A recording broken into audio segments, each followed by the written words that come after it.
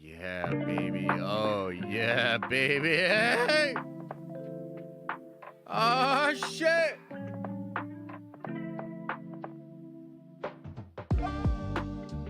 Welcome to my world, Kimosabi.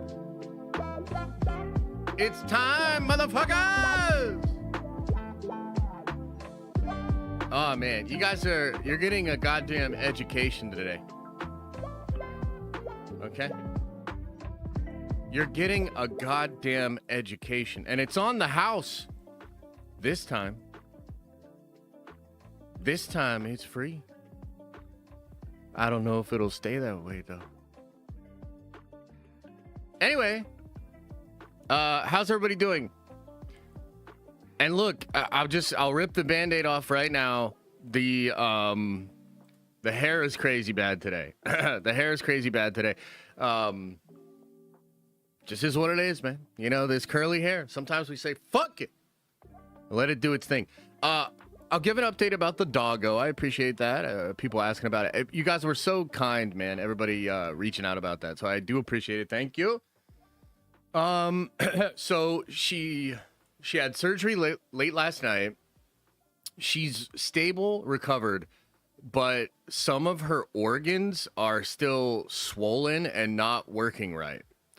So, they're going to hold her today. They're giving her some medication. They're trying to like do certain therapies and everything like that. She should be able to make a full recovery. Still not 100% sure. Yeah, she had an internal infection, man, and it started like affecting all of her organs. It was crazy. I didn't even know this was a thing that could happen. But she had a crazy just internal infection. It happened from one of her cycles, one of her heat cycles. So I didn't even know that was a thing, but it's a thing, and it caused a lot of problems. So hopefully I'll be able to pick her up tomorrow. And hopefully everything's fine. There's a chance she might have like a permanent bladder problem. We'll cross that bridge when we get to it. So yeah, kind of a tough one, man. Kind of a tough one. But I think the good news is good thing we got her in when we did, man. She was very close. She was very close. It was very touch and go yesterday for her. But she pulled through. She's really strong, man. She's a strong pup, you know? So, I think she's going to be okay. We'll see, though.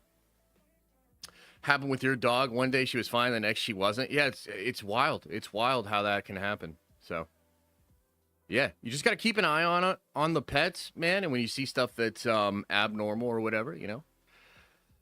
Try to figure it out. Hey, by the way, guys, how's the stream looking today? We're still adjusting things a little bit. I actually have I got a new cord. I don't know how much that's even going to matter. But I have a new cord and another fan on the camera to stop it from overheating and everything. It should be good. We should be good to go today. We're looking good. We sounding good. I was having an issue earlier, and we can see how it goes today. It seems like it's fine right now, but I had the whiteboard, and I pulled it over here. Something's going on with the lights. I don't know if it's the camera, if it's the software, or whatever. When I pulled the whiteboard into frame earlier, it started doing bad shit. So I could try it again. We might have to go without the whiteboard today, but don't worry. I have a lot of cool shit to show you guys today. I actually have, I have a chart that I think is going to blow your mind, okay? We're also going to be discussing the philosophy of one Rene Girard. We're going to be talking about adoption curves. We're getting fucking deep today, boys and girls. We are getting deep, and I am going to use charts, Venn diagrams, math, bean counters, sine and cosine. I'm going to use all of this shit to explain to you why Warhammer is absolutely the next big thing, and it is the next MCU. And that's what we're going to do today, and I'm excited to get into it. We will talk a little bit about Spider-Man. I know Spider-Man's filming right now. There's some stuff out there about it that's pretty wild. So we'll do a little Spider-Man recap. That involves the Punisher. It involves Mr. Negative or a lack of Mr. Negative, which is something we talked about a little bit yesterday, but it appears that, yeah, there ain't no Mr. Negative in this film, which is pretty wild. So we'll get into that, but by and large, man, today is one for me. You know, this one's for me. A lot of the content over the past couple of weeks have kind of been for, you know, the audience, the channels, Marvel fans, DC fans, etc. But, you know, the reason it's a meme over here about Warhammer is because I have been preaching a lot about Warhammer over the past couple of years. In fact, let's start by asking this question. Have you heard of Warhammer? Have you guys heard of this thing called Warhammer? Anybody? Bueller? Anybody? Have you ever heard me talk about Warhammer? Over the past couple of years, have I maybe, I don't know, tried to influence you guys to talk about Warhammer, say it's the best, etc., etc.? Has that ever happened?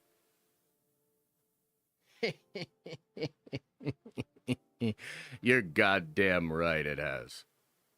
Adeptus Custodi sound like scented candles? What the fuck? Holy shit. Influence me? Oh, I'm gonna influence the shit out of you today. So this one's for me, man. I obviously love Warhammer. I've been getting really, really into it over the past couple of years. I actually played a game last night. Won by 3 points. It was epic, dude. It was an epic game. So I love Warhammer. Here's the reality of the situation, guys. I am sort of calling my shot here. And the thing is, you're right to think that I'm a little crazy. Okay? It's okay if you think I'm crazy. Part of this that I have to acknowledge here is I'm sort of out on a limb here.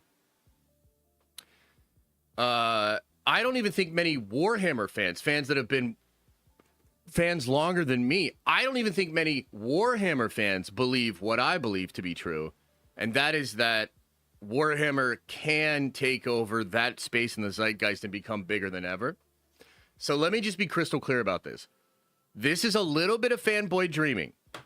Having said that, I do authentically believe this, and I have some evidence. I'm going to show you some stuff that I think will, at the very least, get you to maybe raise an eyebrow and be like, oh, wow, I hadn't considered that, you know? But I do want to fully acknowledge that, you know, not even the Warhammer fans necessarily think that this is going to happen. A lot of Marvel fans obviously do not think this is going to happen. And a lot of just pundits or nerds out there don't necessarily think it's going to happen. So I just kind of want to start there and say that obviously this is a bit of a wild take. Okay, so let's just acknowledge that. And in all reality too, you know, I don't think Marvel is dead. I don't think Marvel is completely cooked. You know, the Spider-Man stuff's going on right now. I think people are very excited for that. Spider-Man should do well. Doomsday should do well. But I do think there's major fatigue in the comic book space, in the superhero space. And I do think that allows for an opportunity. Right now, I bet a lot more people believe that video game stuff is going to be replacing the MCU. And we'll get into all the details here because it's like, what does that even mean? Like replacing the MCU? And I think it's worth having that conversation because it's so obviously the case that Marvel and the Marvel Cinematic Universe changed pop culture, and everybody has been chasing that since. I think fans have been chasing that. I think studios and companies have been chasing that. And so we'll get into a lot of that discussion here. But right now, the smart money is probably on just general video games taking over, right? And the fact that that genre, or perhaps anime, is the next thing that will occupy somewhat of a central place in the zeitgeist, somewhat of a central place for pop culture, right? So that's kind of like a little bit of a caveat to how this whole conversation is going. You know, I do think it's somewhat of a meme over here. And I think a lot of the Marvel fans are like a little butthurt, perhaps, that I've pivoted so hard into Warhammer and I like it so much and I won't shut the fuck up about it. And also that's probably amplified a bit by the fact that Marvel's having a bit of a fall off. Nobody wants their team to be doing poorly. Nobody's pumped when something they love is falling off or whatever. So I think there is somewhat of a conflict in this community over this thing. But I just want you to say, I want to say rather to you that some of this is a bit of memes. And although I am legitimately going to pivot into Warhammer and make a lot of content and cover it, etc. Even if it doesn't become the next MCU, that's fine. It's not the end of the world. It's not like I'm banking everything on this or whatnot. And I'm still going to be here covering Marvel, covering Star Wars, which, by the way, we can shit on Star Wars a little bit before we get into the Warhammer conversation. So there you go. That's all my prepared statements trying to get you guys to chill the fuck out. Because I know for some of you this is total betrayal and whatnot. And also too, I know some of you are hate watching or maybe not watching or whatever. But I need more likes. I'm gonna need you to get out there and like the video. Okay, you gotta like the stream. You just gotta do it. Even if you hate Warhammer and you hate that this stream is happening, you have to like the stream. That's the rules. That's the rules.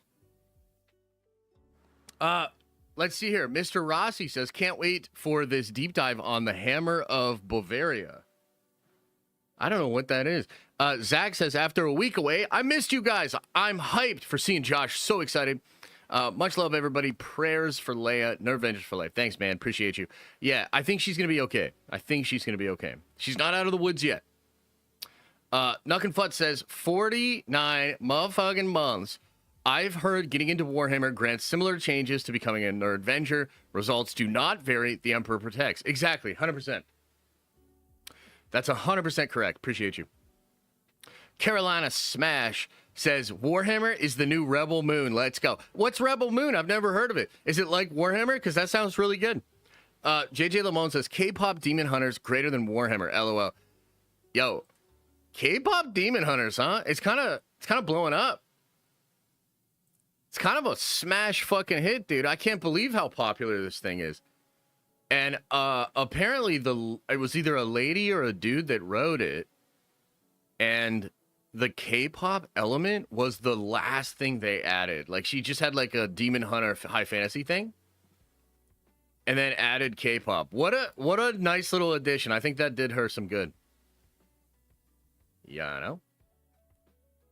One Piece and Warhammer will be the next Marvel and DC for this generation. I mean, we'll see. We'll certainly get into that. There's a lot I want to get into. I do want to touch on some Marvel stuff before we get in to the hardcore Warhammer chat. So maybe we should just get into that for a second here.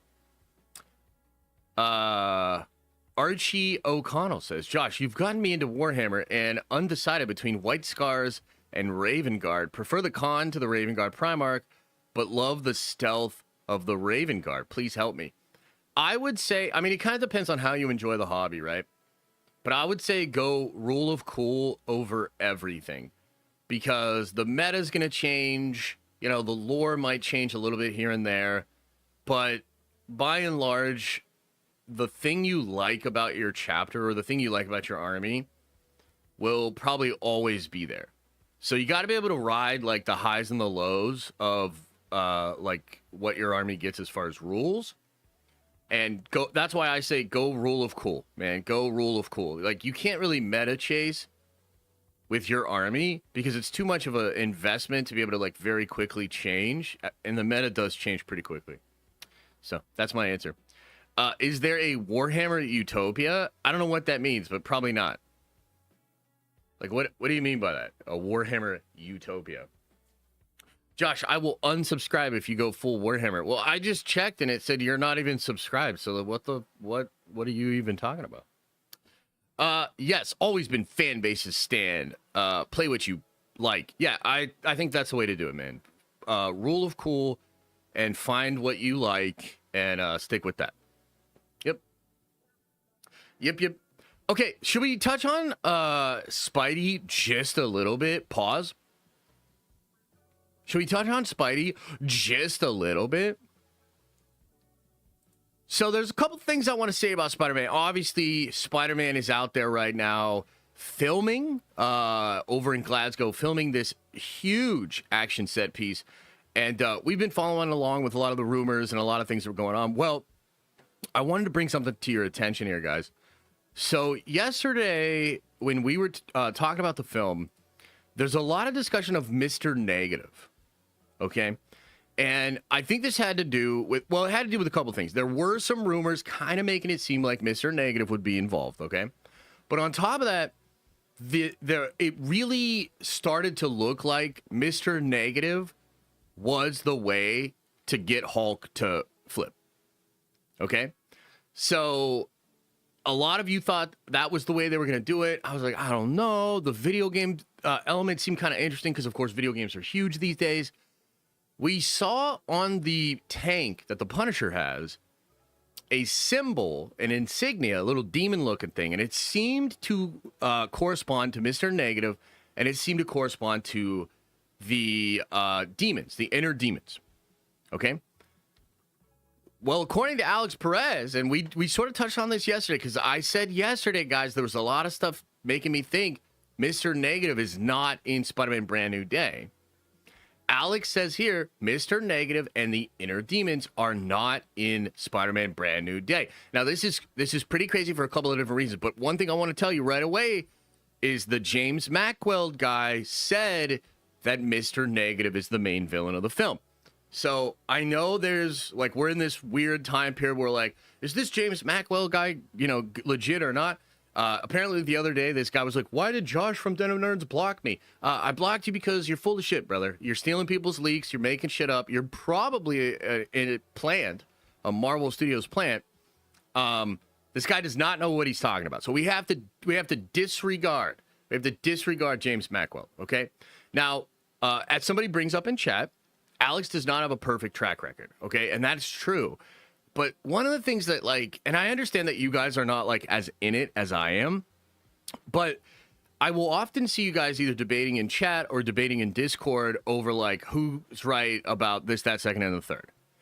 And so, like, something came out the other day about Daniel, and he's talking about Spider-Man. And a lot of you guys are like, but Daniel's been getting stuff wrong. Can we even trust Daniel or whatever? And it's like, there's a lack of context here.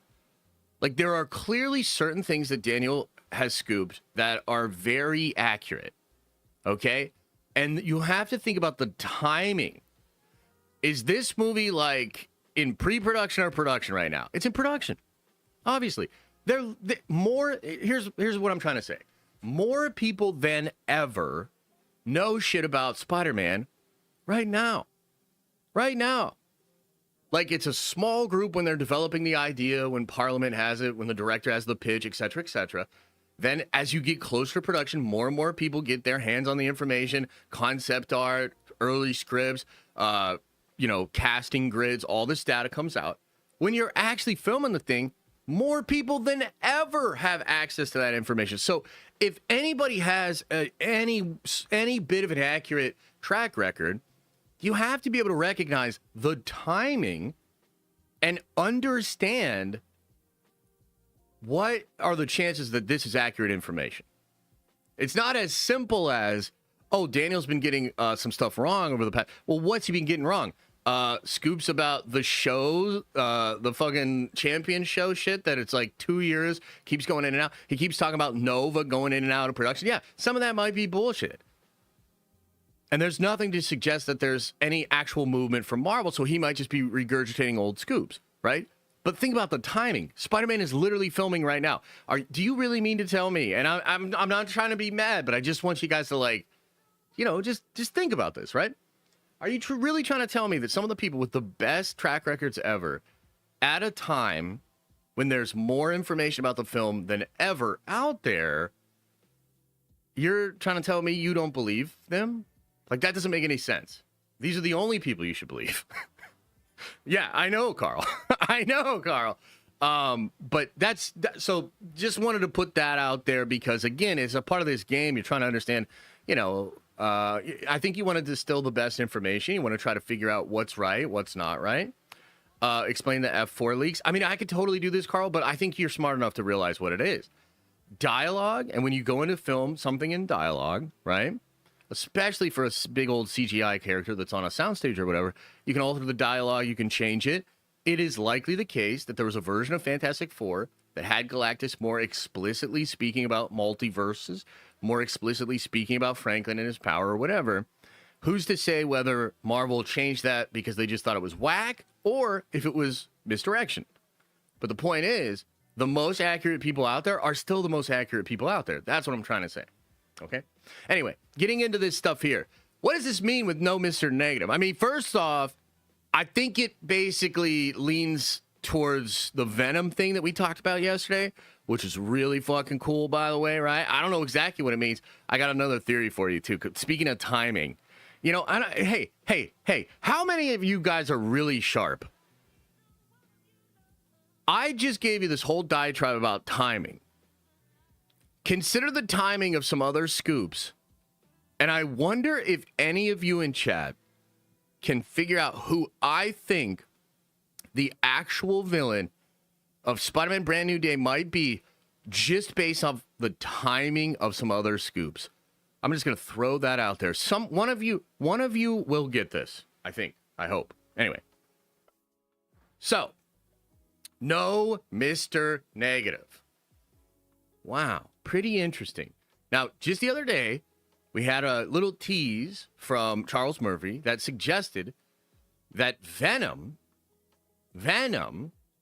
could actually be the cause of Hulk going savage. Yeah. Which would be pretty crazy. There is a Venomized Hulk in the comics. It would be really, really nuts.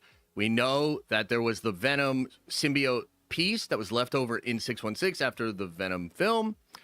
We know that the last Venom movie potentially set up some multiversal shenanigans, you know, symbiotes across the multiverse, et cetera, et cetera. So it's interesting that it's not Mr. Negative. It sort of adjusts how we have to look at this film. Okay. Now, another thing that came out yesterday, this came from Daniel RPK. Apparently, this is going to be a dark movie. So they want this to be a much darker film, which is interesting because, like, dude, it looks so bright. Like, the suit looks bright. They're shooting this big scene outside, and it seems really bright and cool. But apparently, it's going to be a very, very dark film. Apparently, Zendaya is basically barely involved in the movie, although she plays a really important role, probably about Peter sort of finding himself. But I'm reminded slightly of some scoops that Alex Perez had, where he was talking about how Peter, after the spell, is going to begin to even forget himself. Remember how everybody forgets Peter Parker? Well, apparently, he might start to forget himself a bit, which could go to a really dark place, where he's just Spider-Man, and all he's doing is being obsessed with being Spider-Man, stopping all of these villains, but he's barely existing as a person outside of that, right? So it could be this, like, dark, depressed Spider-Man, and then the Venom symbiote could get in there, become involved, set Hulk off on some crazy shit and cause the whole situation to pop off, okay? So I find that to be pretty crazy. I find that to be pretty interesting. There's also some scoops out there where people keep talking about how Punisher's going to have an upgraded arsenal. Nobody's confirming the War Machine suit, but they're talking about how he's going to have crazy advanced weapons and a tank, okay? Which is pretty wild. So, really dark. Punisher getting new equipment. Hulk potentially flipping because of Venom, right? Which is very, very much in the realm of speculation at this point, okay? But this is all quite interesting. Okay, so look, none of you got this in chat, okay? But I'll explain now who I think the main villain of this is. I think the main villain of this is Norman Osborn, okay? And nobody's saying this, by the way. Nobody's even hinting at this, but there's one reason. And that is that all the scoopers about 3 months ago started talking about a 616 version of Norman Osborn. Do you remember? They all started talking about it. They all start doing fan casting, talking about who this is going to be, who that's going to be. And in fact, I think even yesterday, Daniel RPK said in a post, who do you think should play the 616 Norman Osborn?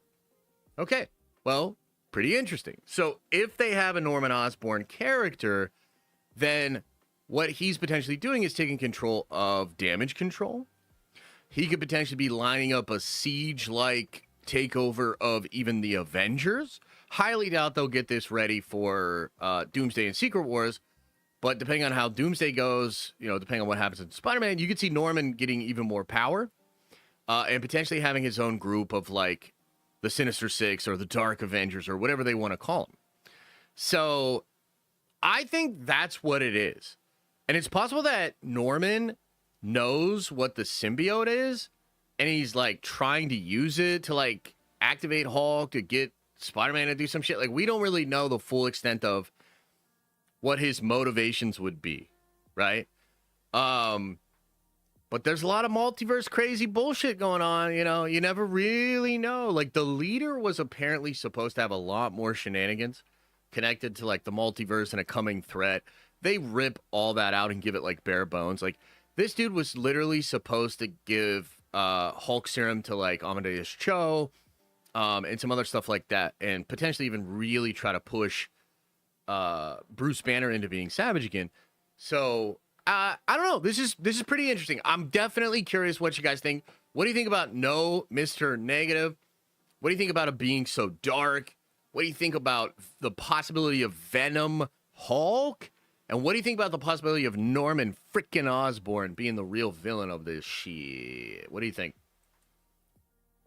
Because you know what else they could do? Because consider this. They have Daredevil Season 2. And then they have Punisher Special. And then they have Spider-Man. So they could build something with the Special and Daredevil where you're building like Norman up a little bit, I guess. Is what I would say. What do you guys think? Sadie Sink playing Norman confirmed. 100% confirmed.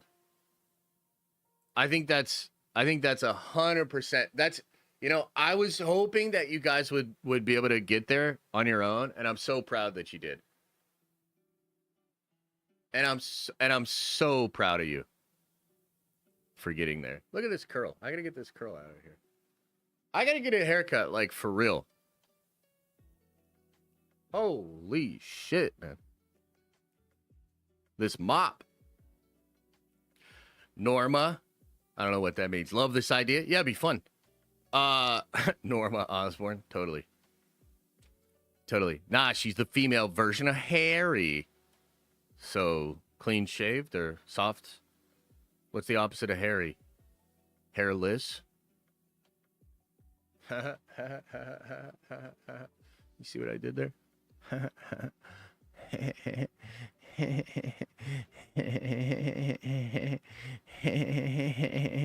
Wasn't there something else? There was one more Spider-Man thing. I felt like there was one other thing I wanted to talk about before we get into the Warhammer discussions. But now I can't think of what it is. Stream tomorrow, cancel for a haircut? Hell yeah. Oh, I remember what it is. We got to shit on Star Wars. Okay. All right. Here we go. Do you guys like Star Wars? Have you ever heard of Star Wars? Do you remember when everybody liked Star Wars? Just out of curiosity. Because, well, some of the scoopers and insiders have been sharing what the future plans of the franchise are. And although I've been trying to warn you about this for 2 goddamn fucking years, nobody seems to believe me. Well, maybe you'll believe Daniel RPK. Maybe you'll believe Daniel RPK. Check this shit out. You like Rey? Too fucking bad. Lucasfilm's plans for the Star Wars New Jedi Order era have reportedly been revealed. It will be similar to the Mandoverse. It will begin with Daisy Ridley's upcoming film. It will gradually build toward a major event that brings together characters introduced in the past films. So just so you know what this looks like in practice. It means Rey's going to be in the Sean Levy movie. It means Rey's going to be in the Rey movie. It means Rey's going to be in the Simon Kinberg trilogy. That's 5 Rey movies. I've heard there are even more. Even more. So I don't know what else to tell you guys. I told you this was what they were planning. This is literally what they're doing. Now look, I'll try to steelman this for just a second, because sure, like if you had asked me, is there a way this could happen where it could be good? Technically, sure, there is a way this could happen. I think at this point, most people don't have a good opinion of these characters, of the sequel trilogy, or of Star Wars as a brand overall. Right? But if they can cook, they can cook. If they actually do something great with the characters and the material that kind of recontextualizes them or gives us a more interesting element here, maybe. Okay? And on that note, there is one possibility here that I find kind of interesting. I think it's possible this connects to Abeloth and to the Ones and to Anakin and to all of that. Okay, so I sort of speculated about this in the past, but I started to hear some rumors that Abeloth was being set up as a really big deal, not just for the shows, but for the brand of Star Wars overall. Somewhat of like a new Thanos thing that they wanted to build towards. It feels like that could be what Dave is setting up in the past to eventually be played into for Ridley, Daisy, and all of these different people. And so I think if they went hardcore into Abeloth, if they somehow brought Adam Driver back and they leaned into the really crazy dark side of the Force and they made it just like really, really good, is there a chance? Maybe. Okay? The Rey movie would have to shock people, surprise people, be absolutely incredible, and I think be really fucking dark. I think the only way it's going to get accepted these days is if it's really dark, they really test it. Like, basically, they cannot just be like, oh, here's Rey 7 years later, and we're just doing the same old thing. That will not work. If that's what they're trying to do, they are fucked. They are totally fucked, okay? But there is technically a possibility that this could be well handled, and it could operate at a good level. But let's be real, man. This is such a silly choice on their part. This is such a silly choice on their part. This is doubling down on the sequel era stuff, which I think is just basically proven over the last couple of years, over the last 5 years, to not really be where the sales are at for Star Wars when it comes to merchandising, when it comes to video games. Like, that's not what people like, dude. People like the old school shit. They started putting the old school shit into the parks finally. Do you know what I mean? This feels like Disney and really Kathleen Kennedy's last-ditch effort to try to recover the value of all the assets that they built during the sequel trilogy time. This is all about preserving the legacy and the value of Finn, Rey, Poe, Rose, Tico, all the fucking rest. And I can't help but feel that because that's so obviously what it is also a corporate push. It is a Kathleen Kennedy push, and it is not coming from A, somebody's vision, B, from creative energy. It's not like a creative person was like, I have this brilliant idea to do all this stuff. Maybe Dave came up with a cool idea and he cooked, but it's not like that's where the inception of the idea is. This is a corporate idea. This is a business decision, and it is a bad one. So I just personally think this is absolutely absurd. But we'll see. You know what I mean? Like, we'll see how this goes. They'll do the Levy movie. Again, I've heard Rey's going to pop up. Maybe it'll rehabilitate the character a little bit. They appear to be filming the Rey movie next year. Okay? And that shit's going to come out. And then you got a Simon Kinberg trilogy and more Rey movies. I don't know what you want me to say. It's Rey for days. The future of Star Wars is Rey. I mean, this does not inspire a lot of hope. This does not make me want to, do nerd theory again. Like, this is a little bit of a kick in the balls, to be honest with you. I don't know. I will try to be open. I'll try to see if the Rey movie's decent. You know, we'll follow along. Maybe there's some really cool rumors. As I've said before, there are ways this could go that would be better than maybe the worst case scenario here. But at the same time, like, I don't know, man. I just feel like as a fan, this is the last thing I want. I'm already pretty much over Star Wars. This doesn't really do much to inspire me to get back, to get more interested in it, to want to check this stuff out. I don't know. I mean, I guess we'll just see. I suppose there's always a chance that, like, maybe the Rey movie bombs horribly, and then they decide, okay, well, we can't really justify, you know, doing a whole other trilogy, this, that, second, and the third. So, yeah. Kind of sucks balls, huh? What do you guys think? Benjamin says, Star Wars is dead. Warhammer is all that remains. Anakin probably. Let's talk about the Alpha Legion. Oh, we're going to talk Warhammer in just a second, man. We're going to talk Warhammer in just a second. In all seriousness, a lot of disenfranchised Star Wars fans are going to fall in love with Warhammer. And in fact, we have a lot of people in the Discord that have said that Warhammer has already replaced Star Wars for them personally. Because it's just better.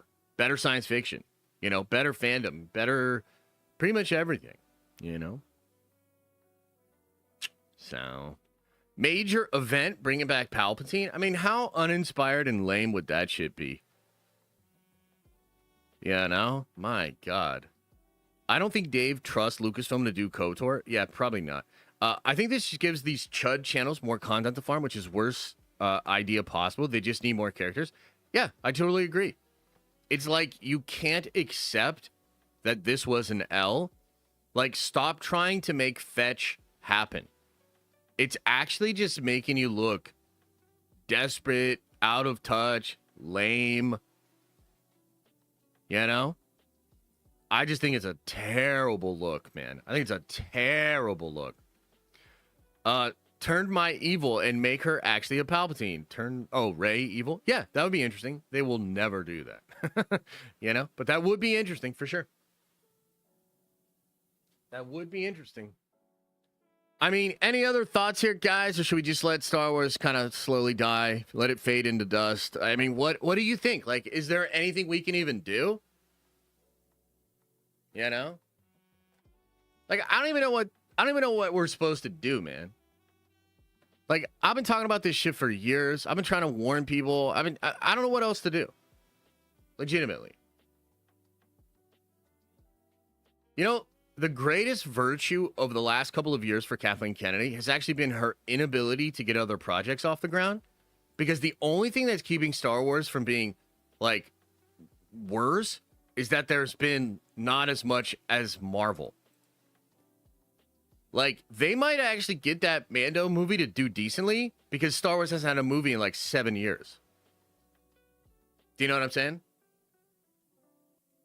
I don't know. It's just it's a very tough spot for the Star Wars brand. I think they're pretty cooked, man. And I can't imagine, like, can you seriously imagine, like, getting excited for the next 3 or 4 years, right? Like, a lot of you are like, oh, Warhammer, like, when's it coming out? It's like, yeah, probably years from now, right? The show, probably a couple of years. But it's like, what do you have to look ahead to for Star Wars? Mando and Grogu, sure. The Maul show, sure. Ahsoka Season 2, sure. Then you have 5 Rey movies, dude.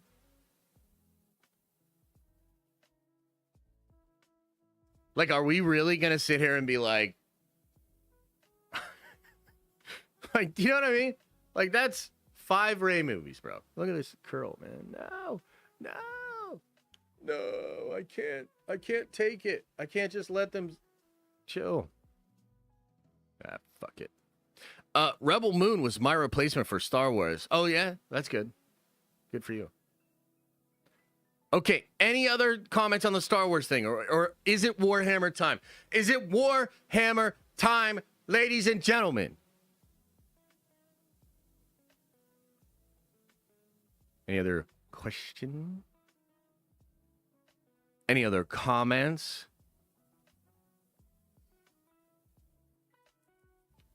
Yeah.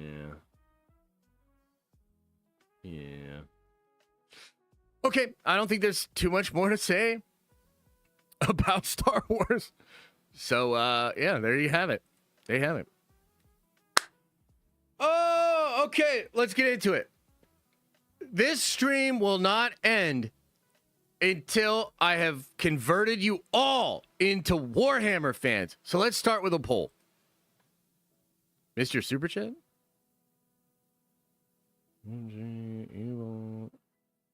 Oh, get to Warhammer now. Can't take this pain and agony. Yeah, I hear you. I hear you. Okay. Are you interested in Warhammer? Let's go to the polls. Let's just start with a simple question off the top of the dome. At the start, are you interested in Warhammer? The poll is up. Answer the poll. Okay. So let me try this. I don't know if we're actually going to do the whiteboard because it was acting fucking weird.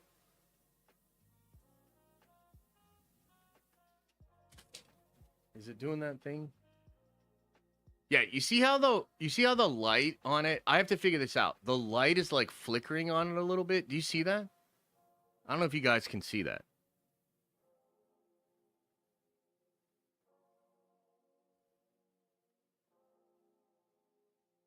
Yeah, we can't do the whiteboard. It's gonna distract me too much. It's gonna fuck with me. It has to do with the lighting in here, and probably the camera. I will try to figure it out, but we're not gonna be able to do the whiteboard. But that's okay. I have charts, I have graphs, I have Venn diagrams. I got all sorts of shit.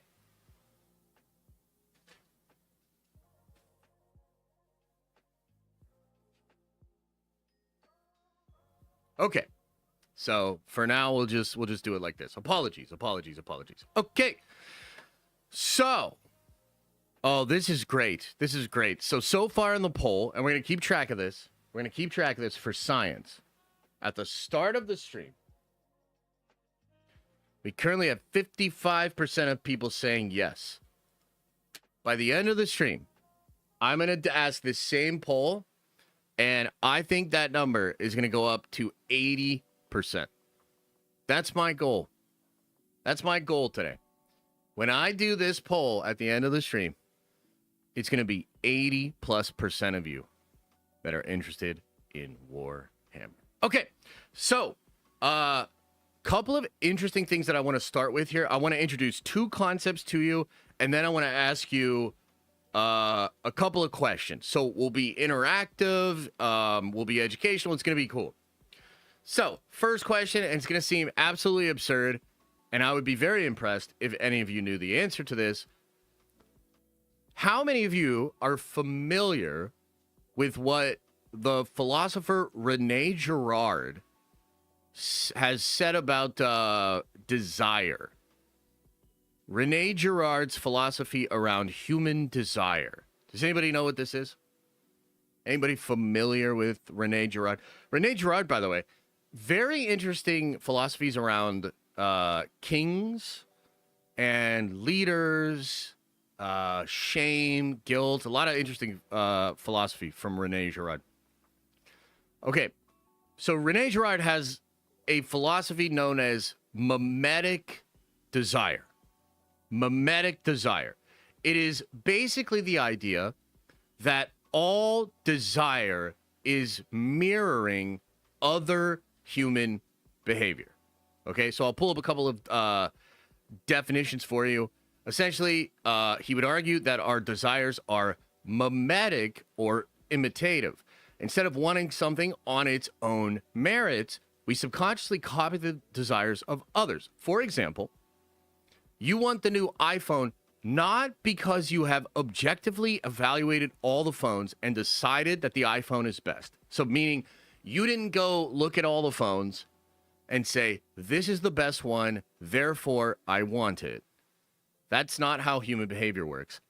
You want it because there are signals that it is valuable through admiration of others, the status of it, the ownership of it.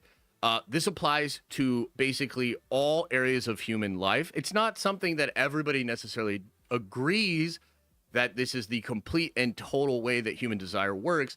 But I think it is obvious that there is an element of this within human desire.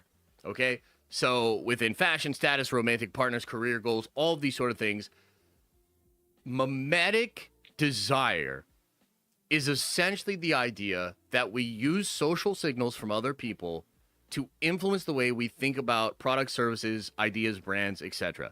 And we desire things either directly based on who we idolize or who we perceive to be our enemy. So you can actually mimetically desire something based off of people that you view in a sort of antagonistic way. Now, this is all of the pedantic, contrarian butthole people, which, by the way, it's all good. Like, you're all welcome here. But you know those people that are just like every single time they're going to be like going against the grain? You know, everybody loves the new Spider-Man suit. They're the one person that's like, I don't know, I don't like it. Or everybody loves Spider-Man, No Way Home.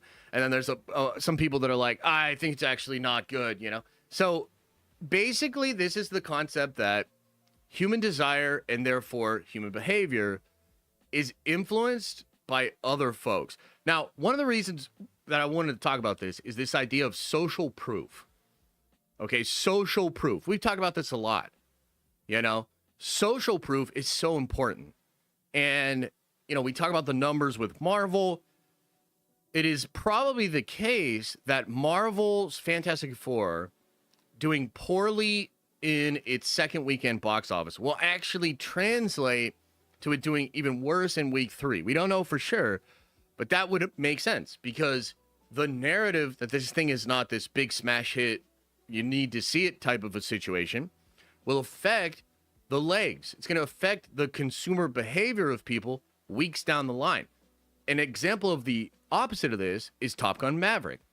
So Top Gun Maverick is considered to be this social phenomenon. Everybody's talking about it. It was in theaters for like 4 or 5 months. A ton of people are like, oh, dude, you got to go see Top Gun Maverick, even if it had been weeks and weeks and weeks. Okay? Social proof. Mimetic desire. When I worked in the food and beverage industry, if we had a slow night on the books, sometimes we would have the employees park their cars in the front of the restaurant. And the reason was you wanted to make it look like a bunch of people were eating at that restaurant. Have you ever walked into a restaurant and literally nobody's in there? Have you ever had this experience? I actually had this experience before. It's weird.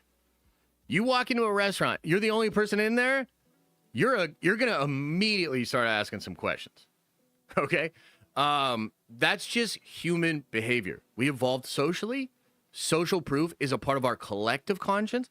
And depending on, what you believe about, human behavior, the mind, the brain, all this sort of stuff, it's a big part of what influences our actual behavior, our lives, the way we think, the way we exist in the world, right? Collective unconscious, perhaps. So, next thing I want to ask you about.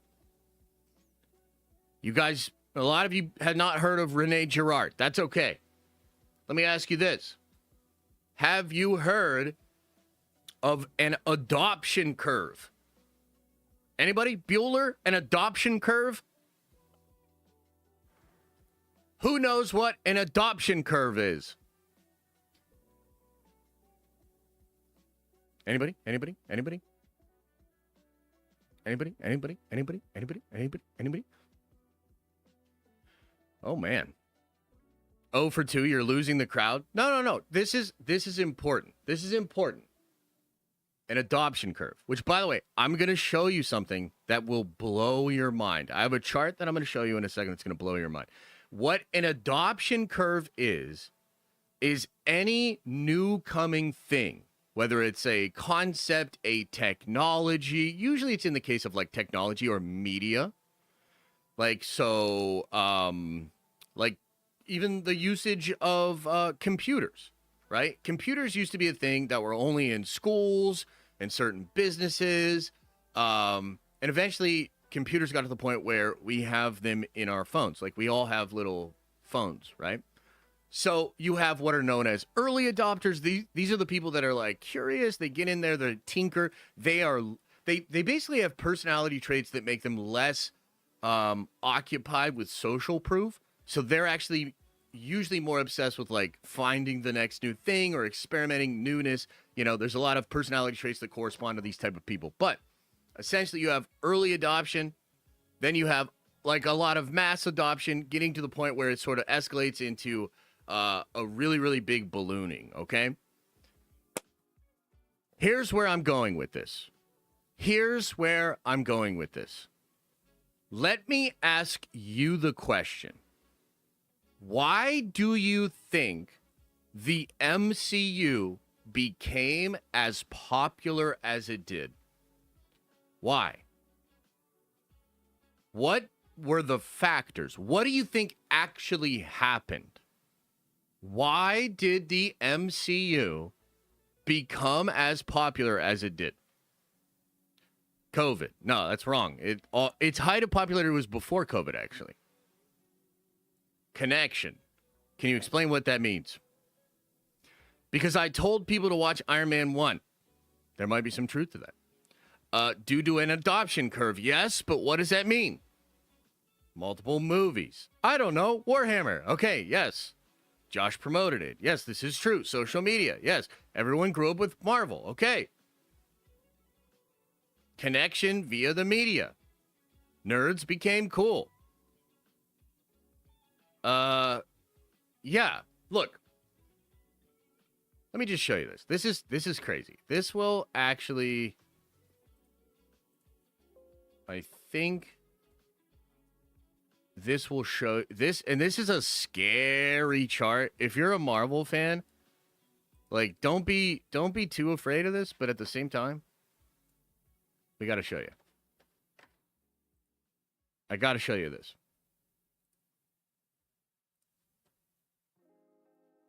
Okay. This is a standard adoption curve literally mapped to the financials of the Marvel Cinematic Universe. Okay? So you start in 2008, okay? And then look at how closely the trajectory of the Marvel Cinematic Universe maps to an adoption curve. And also, if you notice on the back half here, this is why everybody's freaking out. The back half of this chart is actually why we're having this conversation. Like it's totally cooked. We're totally fucking cooked. But let me explain why this happened. Okay. It's not like comics were instantly this really cool thing, and it's not like the Marvel Cinematic Universe was instantly this really cool thing. We actually have a false memory of how this thing went, and it's like recency bias. It's all of these sort of things. It did not just instantly become the biggest thing in the world. Okay?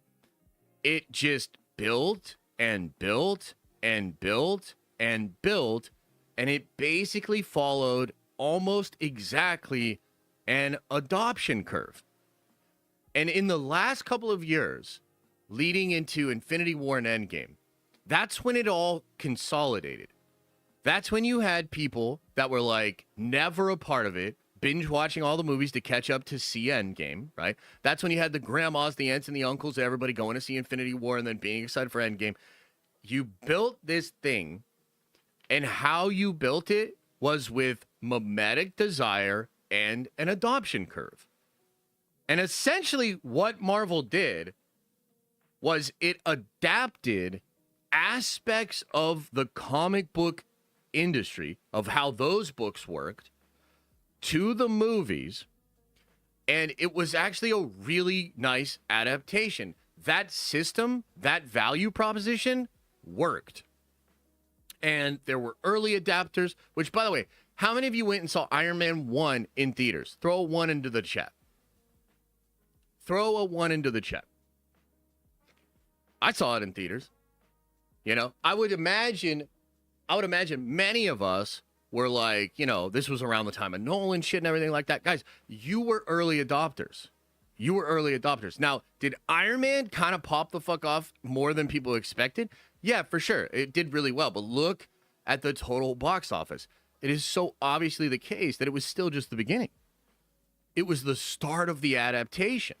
As more and more people adopted the Marvel system and were inundated with that system, and it was working, and it was good, and it was enjoyable, it became completely adopted. Now, the problem with Marvel is that it was so successful, it probably has the greatest adoption curve in the history of pop culture. It literally changed the industry, and it probably set up impossible to replicate results. Like, a lot of people talk about that string of movies around Endgame and how that set unreasonable expectations, and now everything they do juxtaposed against that is going to look really bad. And I think in part that's true, but it's worth mentioning that they made more stuff than ever after 2020, and the money is just going in the opposite direction, right? So, I mean, that's another conversation. How cooked is Marvel? This, that, second, and the third. The whole reason I needed to explain this to you is because I can't explain why Warhammer is about to do what it's about to do when you don't even realize how Marvel did what it did. Does that make sense? So now that we kind of have a framework for it, we can kind of move into like why and how Warhammer is going to be able to do this. Okay? So, you know, I had in my notes here, we might be able to skip this part, but I had in my notes here, it is so obvious that everybody started trying to replicate Marvel.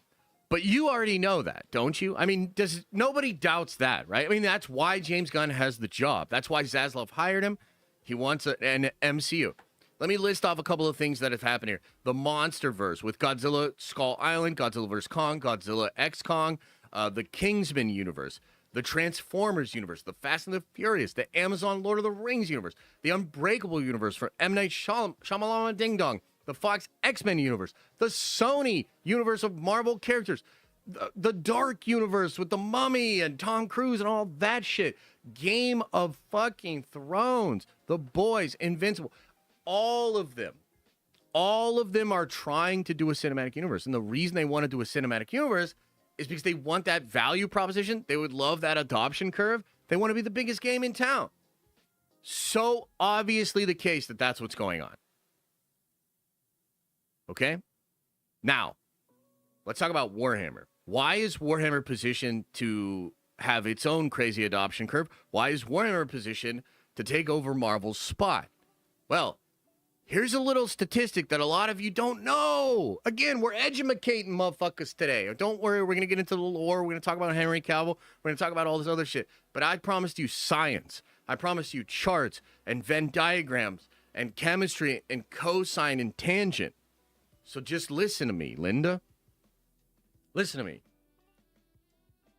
Show you another chart. Show you another chart.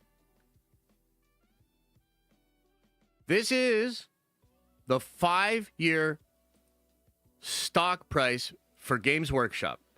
Now, technically, they're down 1.7 on the day, which kind of sucks because it's red and it looks bad. But what you might notice or maybe not notice here is that over the course of the past 5 years, this thing has tripled in market value. Tripled. Okay? So during the pandemic, and a lot of this happened because of the pandemic, actually. The pandemic was a crazy, unprecedented global event. And how companies responded to it, I think, is paying dividends or costing them shit right now. So we just look at that chart for Marvel. Did you see how Marvel's money is going? It's going in the opposite direction. Over the past 5 years, since the pandemic, Games Workshop has tripled its market cap. It is worth, right now, $4.5 billion. That company. That is more than what Marvel and Star Wars were worth when they were purchased by Disney. Are you not Does everybody understand what I just said? Does everybody understand what I just said? Let me break it down as simply as I can. Over the past 5 years, Marvel and Star Wars have cratered in value. And over the past 5 years, Warhammer has tripled its market value. Do you not understand? Okay?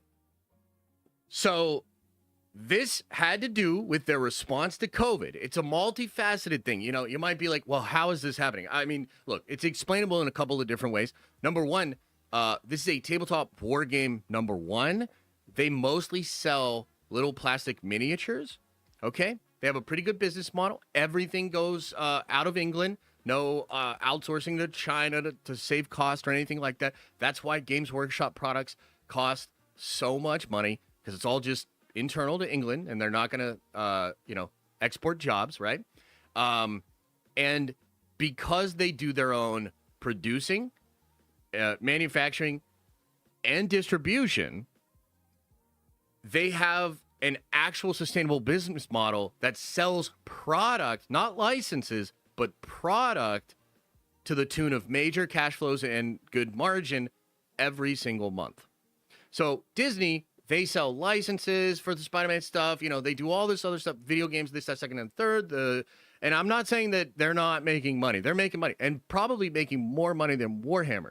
But the evaluation of the company is so high because the company is not selling IP. The company is actually selling product, which is different.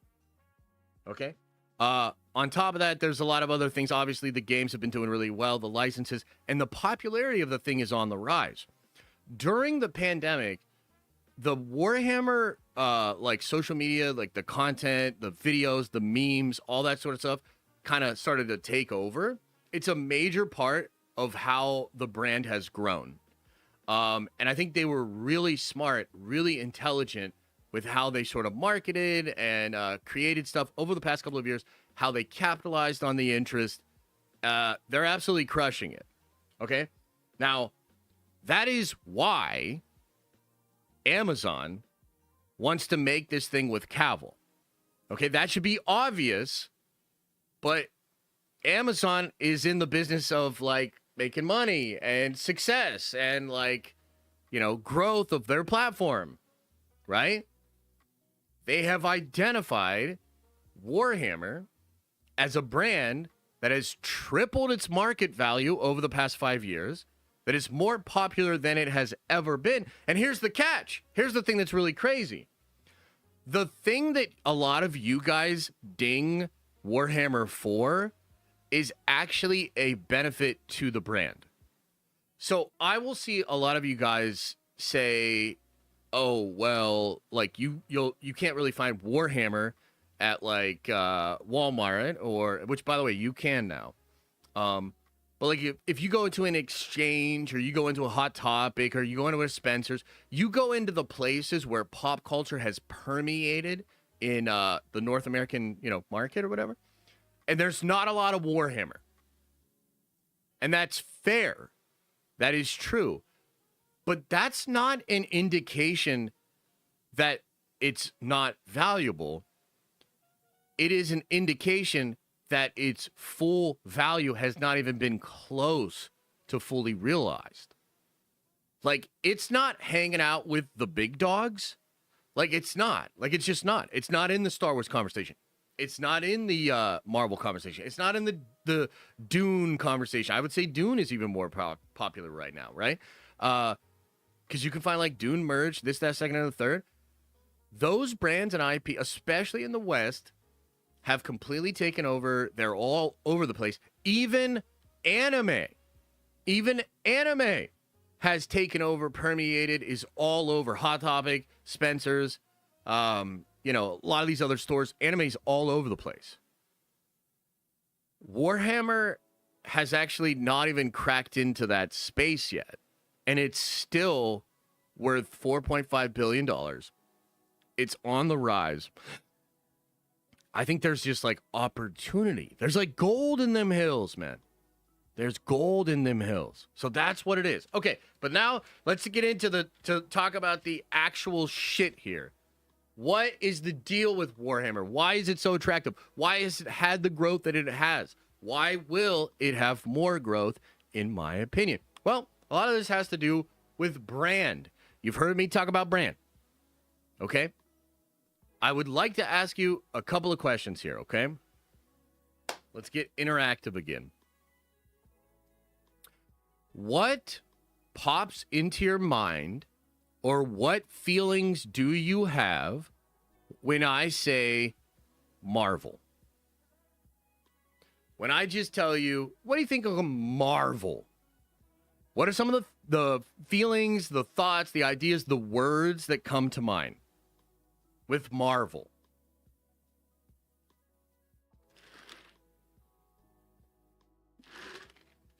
Oh my God. Okay. Okay. Somebody says happiness. Somebody says flop. Somebody says kids slop. Somebody said Avengers, good times, disappointed, Spider-Man, used to be good movies, dead, sad, disdain, Disney, sterile, cinematic slop, MCU, homework, too many movies, guys, woke, fun and poppy, yeah, extinct, was awesome. So here's the thing. Oh, let's just do a couple more. How about this? Star Wars. Give me some of your thoughts, words, emotions. Star Wars. This is like a fun experiment. Star Wars. Dead, dead, dead. Rey. Childhood. Pain. Was awesome. Shit wars. Toxic. Dead brand. Back. Boring. OG. Terrorism. Okay. Nostalgic. Freedom. Convolutions. KK. Outdated. Boring. Dead. Okay. DC. DC. Are you starting to see what's going on? DC. What do you think about DC? On the rise. Don't care. Batman. Sci-fi. Potential. Boring. Hopeful. Hope. Fresh take. Gun. Batman. Hope. Same. Lame. Snyder. Trying to come back to life. Fresh new start. Try hard. Hope. Batman. Hope. Exciting. Meh. Gun. Dogwater. Dead Company. Crisis on Infinite Earths. Super shit. A new cope. Goat. Fighting. Gooner. Failure. Nostalgic. Goated. Sucks. So here's the thing. DC just won that little thing, by the way. I don't know if you noticed. And it's not great. I wouldn't sit here and say, like, oh, DC, you've passed with flying colors. People absolutely love you and your brand is in good shape. No, it's just not in as bad shape as Star Wars and Marvel right now. Guys, this is not just some funny little, like, experiment. We are living in the reality of these brands having that association with massive amounts of consumers. Massive. Okay? I don't think it used to be like this. I think if you would have asked about Marvel, you know, in the Infinity Saga, they probably would be like epic, ambitious, you know, best of the best, like shit like that. If we were talking about Star Wars, you know, maybe like after Force Awakens, people would be like, you know, we're back, you know, interesting, exciting, fresh, you know, all these things. There were definitely people that didn't like Force Awakens, but like my point is, these things used to have a better brand association. Part of why this last 5 years has been so bad is that it is earning the worse and worse brand association. Like Star Wars just has a terrible brand association. Marvel has a terrible brand association, okay? Now, what comes to mind when I say Warhammer? I'm just interested. What do you guys think? Warhammer. What do you think? Because a lot of you are probably like, I don't have it. Nothing. Nothing comes to mind. You know, I know nothing about it. Dark. Nothing. Naps. Henry. Brother. Badass. Complex. Grimdark. Metal. Expensive. Dark. Unknown. Josh. New. Josh is pushing it on us. Excited. Interested. Testosterone. New dark. Epic. Niche. Massive. Way too complex. Virgins. I think of Siege. I missed that. So cool. Magic. Nerds. Masculinity. Expensive. Necrons. Den of Nerds. Okay, I gotta be honest with you. Even that response from you guys, kind of shocking to me. Because it's already more positive than basically every other one. You know what I mean? I actually didn't expect that. I expected a lot more like trolling, a lot of people, you know, being like, I don't know, and shit like that.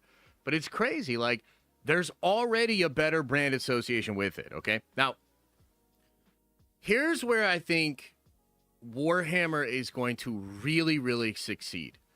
If I had to sort of boil down Warhammer and condense it and give you like just as simple as I can, what is the brand association of Warhammer?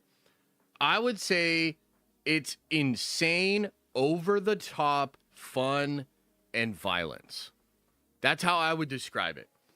And within Warhammer, like, Warhammer is basically known most for being absolutely ridiculous, completely over the top. Like, it's a lot. And that's part of the charm of it.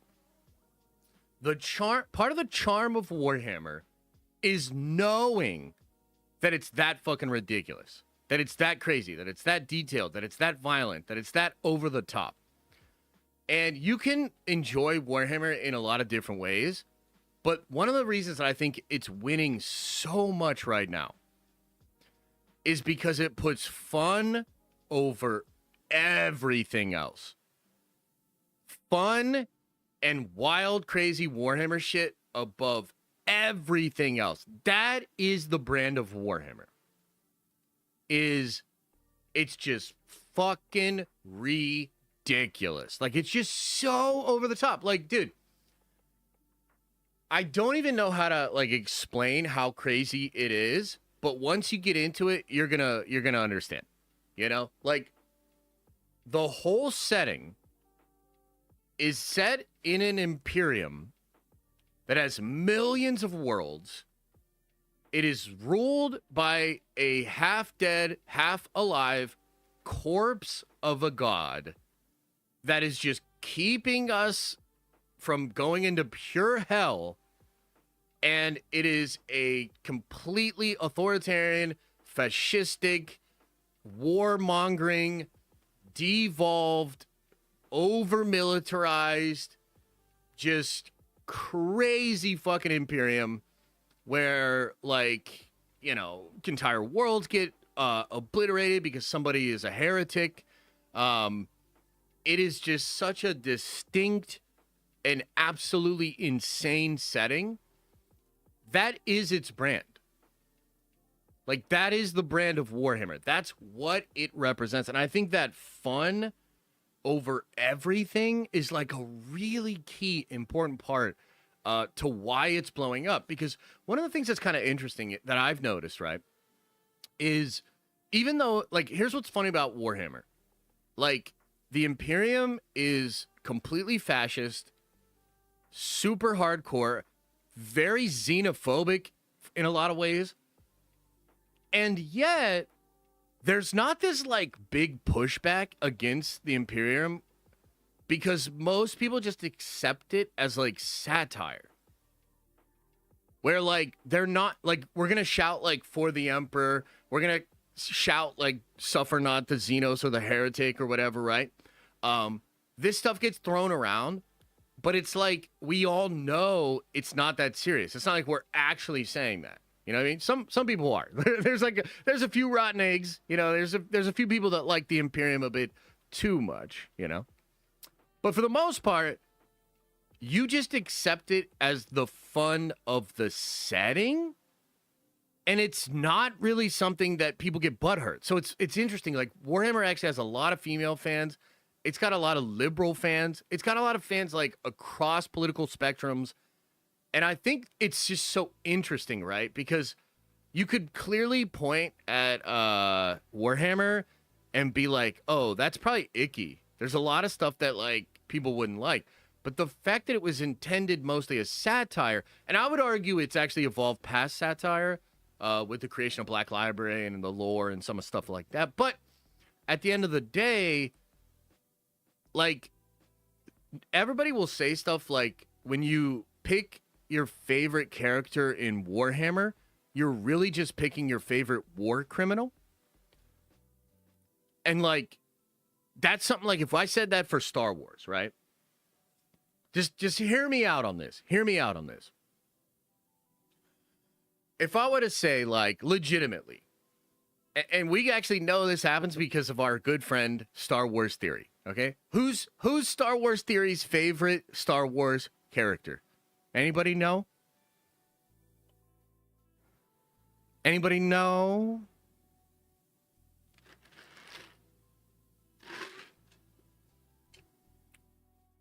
Anakin. Yeah. And how fucking dare he? Anakin killed those kids. Anakin tortured his daughter. Anakin blew up planets. How fucking dare he like Anakin Skywalker? And here's the thing. I'm, of course, being facetious. I'm joking. But at the same time, you know that attitude and energy is actually out there. We've seen it. We've seen people literally try to come after this man, my friend, because he likes the fucking chosen one from Star Wars. I'm not even kidding. We have reached parody levels of absurd, ridiculous bullshit. And I think my dog's outside, actually. I gotta let him in. Do you see where I'm going with this, chat? Are you picking up what I'm setting down? This is a nuanced point. This is actually really important. This is a big part of why it's going to be successful.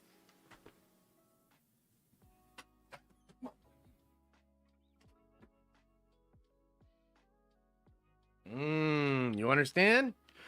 You get it? Does anybody understand what I'm saying here? Okay. So part of what has made Warhammer have the appeal that it has, and I think part of the reason that it's been growing in popularity is because it's fun over everything. The over-the-top nature, the absolute ridiculousness of the world is accepted mostly as satire, and therefore it's not as hot-button topic. Everything's diffused. The whole conversation is diffused. Who's your favorite war criminal? Mine's the Lion L. Johnson. He's my favorite war criminal in the Warhammer setting, you know?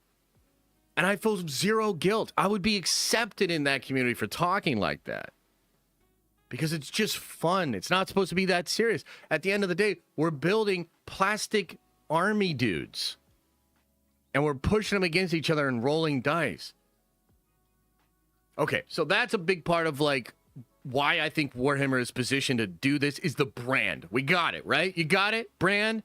I asked you about Marvel. I asked you about Star Wars. I asked you about DC.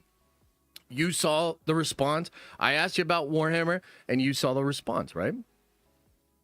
Next thing. How do you, as a fan, how do you engage or enjoy the Marvel brand? Just asking you as a question here. How do you, chat, how do you engage with and enjoy the Marvel brand? What do you do? You know, you're a Marvel fan. How do you enjoy Marvel as a fan? Somebody says comics. Somebody says rivals. I play Marvel vs. Capcom. Movies. I don't anymore. Den of Nerds. Fair. Merch. I watch Agents of S.H.I.E.L.D. I remember. YouTubers complaining. Hell yeah. 102 Nerd says, Warhammer will never be as popular as the MCU Star Wars. I don't know anyone in my real life interested in it even a little bit. Oh, yeah. You'll see, buddy. I understand. I understand where you are at. I rub comics all over my body. Oh, hell yeah. I watch the old shit. Dolls, comics, lore, videos, Marvels, Comics Explained. I like that guy. Comics, YouTube, movies. I play City of Heroes. Dude, City of Heroes was cool. City of Heroes was lit. 90s and 2000s animation. Okay, yeah, really interesting here. Okay, I've made this argument before, but I think it's actually facts, and I think it's worth pointing out. How people engage with brands, I think, is changing a bit. And I think the more autonomy that the consumer has, the better it is for the brand. So most of what you guys are describing, right? Reading the comic, watching the movie, watching the show, these are curated experiences. Meaning that whole experience was created by a person or a team of people. You don't really have a lot of input on how that experience is digested, absorbed. What are you doing? You know, there's maybe actually a little bit more autonomy in the way you read comics. Comics is kind of like a personal experience, so that's a little individualized. But even then, it's not like you're going to read something that wasn't written down. It's not like you're going to see something that wasn't drawn. So in many ways, your experience is dependent and completely curated by the corporation. And if you didn't notice, comic book sales are way the fuck down. Now, there's been a bit of a resurgence. DC Comics Absolute line doing really well. The Ultimates line for Marvel doing really well. But by and large, comic sales are way down. They just rebooted the X-Men. The sales are terrible. Terrible. Right? Well, let's talk about the movies. You know, the movies are there. They're providing that. But again, that experience is completely curated by other people. You don't have autonomy in that. It's not like you're going to show up to the Fantastic Four and some of the stuff you don't like, you could shrink in the movie and you could focus on the stuff that you do like. No. So that doesn't happen with the movies. It doesn't happen with the shows. A little bit this can happen with the games. And I think Marvel's future might well depend on the video games because of what I'm talking about here. People want control and autonomy with how they engage with a brand. How do you engage with Star Wars as a brand? How about that? How do you engage with Star Wars as a brand? Same kind of ideas, right? You probably watch the movies, you probably watch the shows, probably read the comics. I'd cry into my old t-shirts. Yeah. Yeah. Yeah. Yeah. But it's a similar idea, right? It's the same thing with DC. By the way, interesting note with DC, and I think we spoke to this a little bit, but after Superman, I engaged with DC more outside of Superman than I have in a long, long time. So I watched a lot of animated movies. I read some comics. You know, I did some research. And all that was curated by me. I mean, yes, the movie, once I select it, it's on. But selecting from a full-ass library for a specific thing because I want to know about this thing or I want to experience this character is a little bit more curated. A cinematic universe does live on its actual catalog. But of course, if the catalog is doing its job correctly, there's a whole backlog, the source material, all sorts of stuff that you can also engage with, right? So that's a little bit more curated. Now, I'll say this for DC. They are totally fucked in the video game space. They need some video games. They need to figure that out. But here's my point. When it comes to Warhammer, the way you engage with the hobby is so multifaceted that you could have two separate people that would consider themselves both to be super hardcore fans of Warhammer. One of them only paints the models, and one of them only reads the lore. This person that reads the lore doesn't have a single model, has never painted, maybe has never watched any of the movies, this, that, second, and the third, but they love the books. They're involved in the lore, you know, all of that sort of stuff. The other person, they might not even understand the lore. Maybe they've never played the game before, but they just paint the models. This is something about Warhammer that's actually really unique. I think it's another element to why it has thrived over the past couple of years. Now, this next point's kind of weird. I don't know if a lot of you guys will get down with this or not, but here's the reality. I think we live in a day and age of instant gratification, and I think instant gratification has hollowed out a lot of the experiences that we used to enjoy. Okay? So whether it's streaming, just so many different releases of movies or shows, whether it's video games coming out at a damn near constant pace. I think a lot of consumerism has been hollowed out, and it's instant gratification, and it's not very fulfilling. Okay? And ironically, and in some weird, strange way, Warhammer solves this problem because, look, you can get into it however you want, but most people that get into Warhammer follow a similar trajectory. And that is to say, there will be an element of it that intrigues them, and as they investigate that element, they sort of begin to dip their toe in all the other aspects of the hobby. Maybe they don't go full on into any one individual aspect, but it kind of becomes this thing where, like, the more you get into the hobby, the more it all kind of blends together. You at first, it's very segmented, right? So maybe you're just a lore guy, and you're like, oh, I like the lore, I like the books, I like the videos, but I will never buy a model. I'll never play a war game. I'll never do it. I'm not going to do it. Okay? Usually what'll happen is by just engaging with that one aspect that you like, you'll start to get a little closer, more familiar, and more accepting with all of these other sides of the hobby. And you'll start to kind of like expand how you engage with it.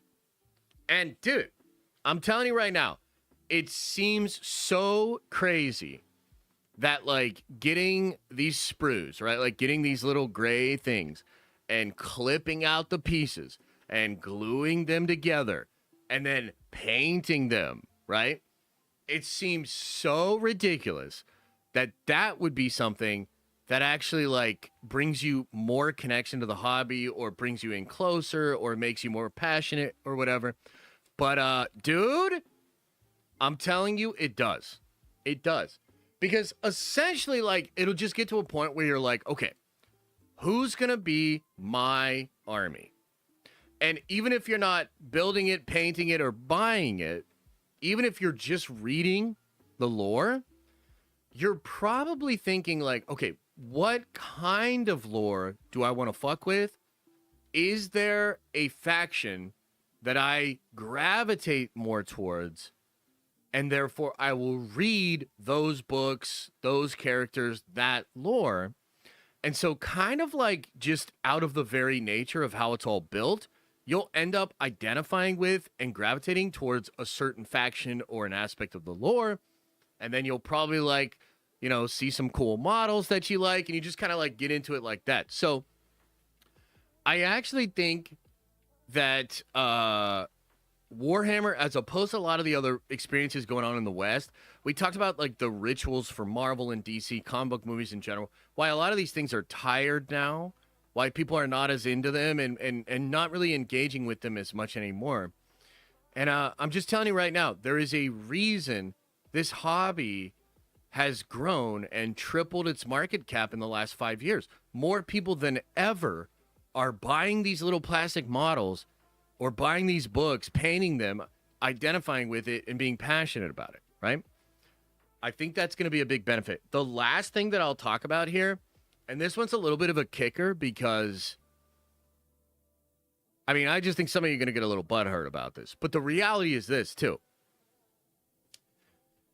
The fandom of Warhammer, like the Warhammer fans that are already there, are so much nicer than Marvel and DC fans or Star Wars fans as they exist right now.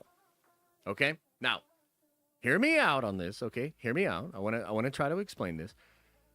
If you will recall back to when Force Awakens had just come out, or if you recall back to the Infinity Saga, maybe leading into Infinity War, I can't remember the last time this happened with DC, right?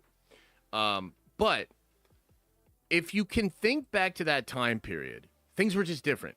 We were so happy that people were coming into the hobby that we were like a lot more accepting. We were just a lot more nice about stuff, right? It wasn't until Star Wars kind of had its civil war where there was like people that defend Rey, and then there's people that defend like the Kathleen Kennedy shit, and like there's this huge divide in the Star Wars fandom. There's a big divide in the Marvel fandom. It's now gone to the point where the Marvel fandom is crazy toxic, wild as hell, all the fighting, the debating, gatekeeping, bullying.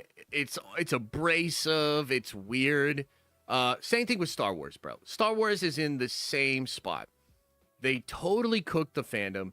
You have people debating on what Star Wars even is. You have people debating on what the direction of the thing is. And don't get me wrong, there are things like this in Warhammer, right? Like there are definitely Warhammer fans that gatekeep. There's a bunch of Warhammer fans that are actually terrified of the brand going mainstream and what's happening, right? So there's always going to be sweaty nerds and buttholes and, you know, all that sort of stuff.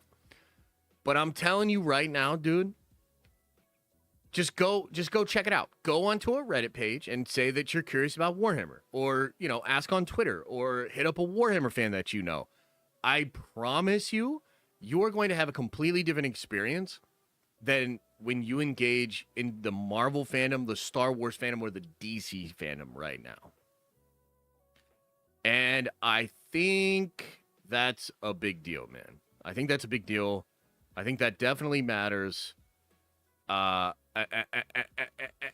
yes, so I'm not done. I have one more page of notes, and then I'm going to open it up to questions. By the way, is the audio okay? I'm hearing a little weird, like, electrical thing. I don't know what's going on with that. Is it maybe the fan over there? I don't know. It's weird.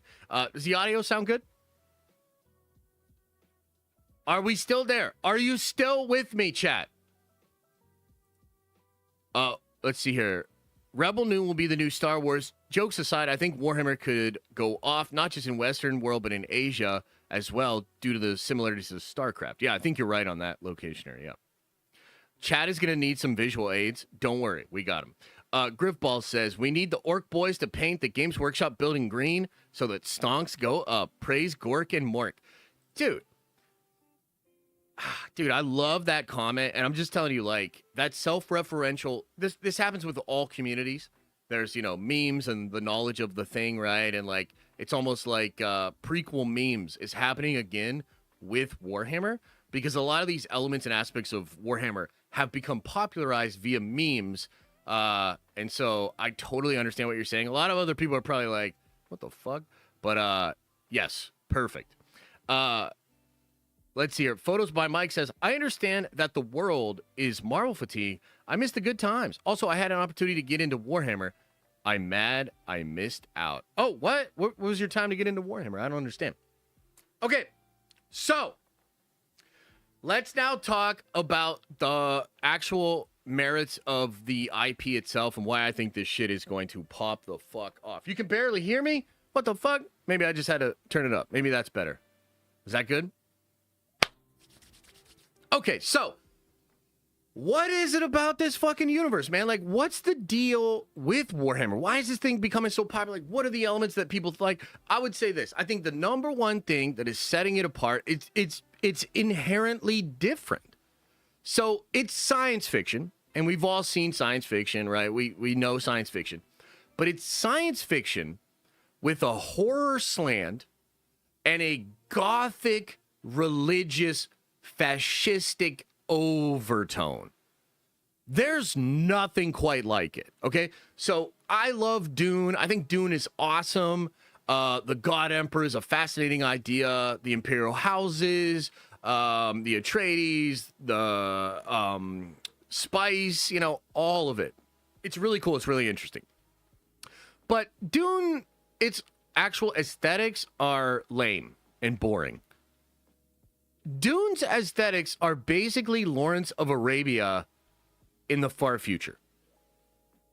Like, Dune is not all that interesting from a visual perspective. Now, Star Wars, especially when it first started, was absolutely that. You know, a couple of things that George did that were kind of unique. He had a lived-in world. You know, it had all these rivets. He would always talk about, and Doug Chan would talk about this too, you want to see the intelligence of the design. You want to see that this thing has a purpose, that these rivets have a purpose. You want it to be dirty so it feels like it's lived in.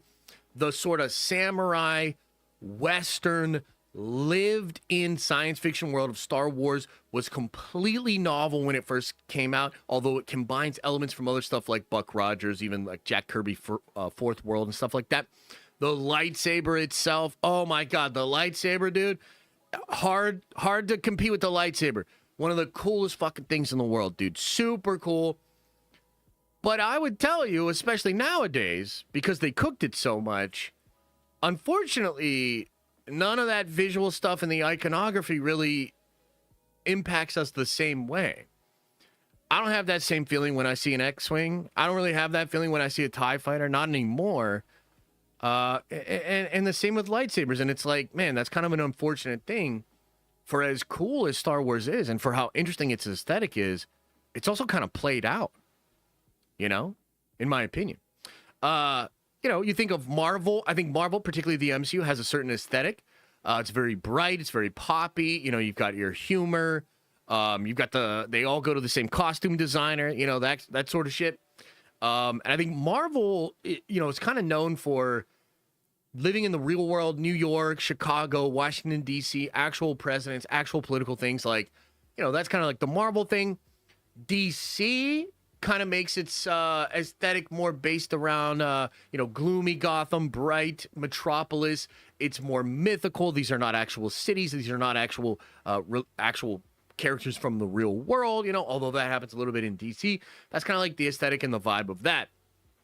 Fallout has an interesting aesthetic, but it's really like, you know, the armor's interesting. I think the Pip Boys, the communication is very interesting. It almost has like that 60s nostalgia kind of thing caked into it, right? So that's kind of an interesting visual element. When I think about all of the best visual languages, aesthetics, and iconography of fictional worlds out there, I just truly think Warhammer kind of stands alone. I mean, it's ships, guys, right? Like, so let's just start with the ships. Let me pull up some images for you. You ever seen a battle cruiser in Warhammer?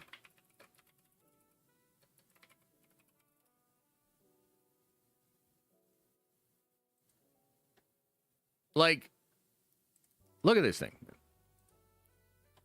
It's like got a big cathedral on it. Like, these things, this is so cool. Oh, it's like being lame and not showing me. Like, look at these things, dude. Are you kidding me? It has literal, like, churches, cathedrals, all this ornate imagery. Let me see if I can make this larger for you guys here so you can see it a little bit better.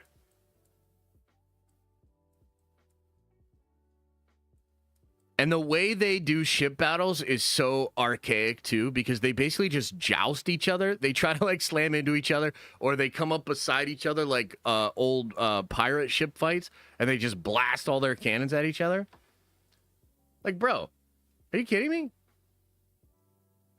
This is just the ships, dude. Yeah, no? Like, that aesthetic is crazy. You look at like the Hive worlds, and look at this one. This is actually a ship. I believe this is the Imperial Fist Fortress, right? I forget what they call it. But like this gothic, neo-gothic, grimdark aesthetic is so fucking unique, dude. Like, look at these cities with all the spires. You know, I was researching this a little bit too. Oh, sorry, you can't see. I didn't make it larger for you yet.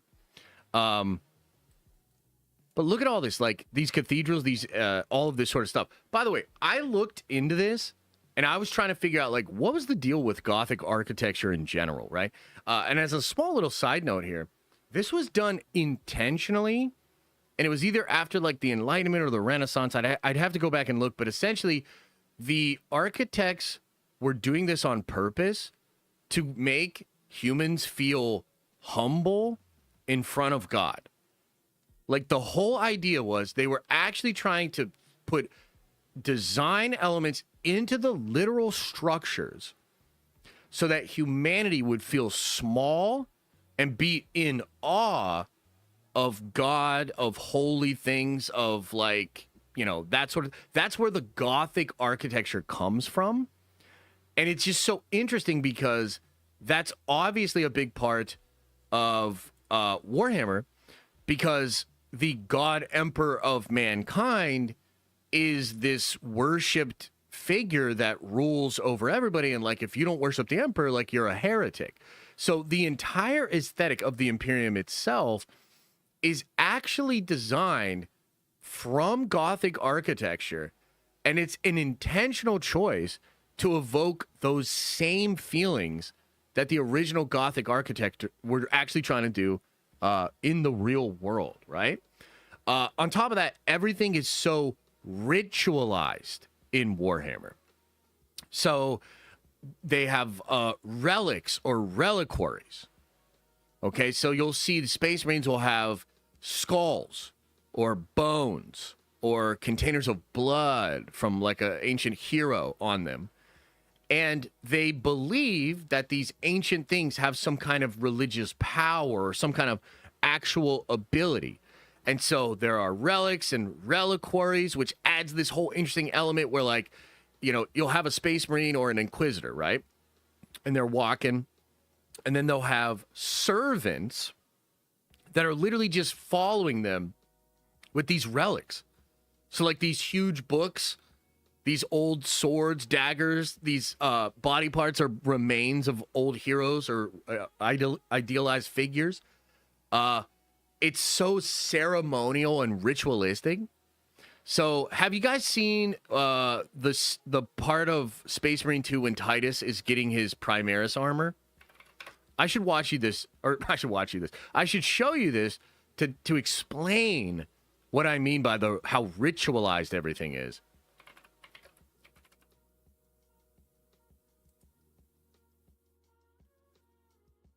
Is this it here? Here, we'll watch this together.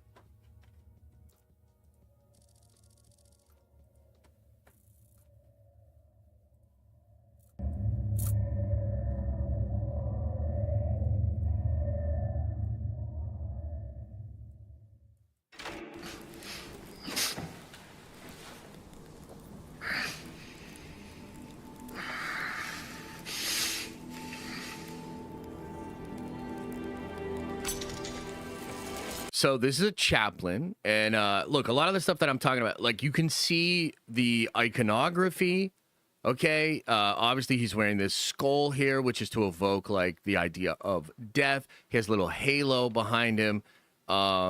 He is one of the Emperor's angels, and he is, like, he's a chaplain, so he's really there to keep a watch on everybody and watch out for heretics and shit like that.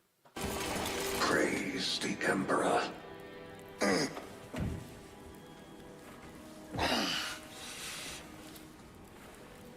The wound was fatal.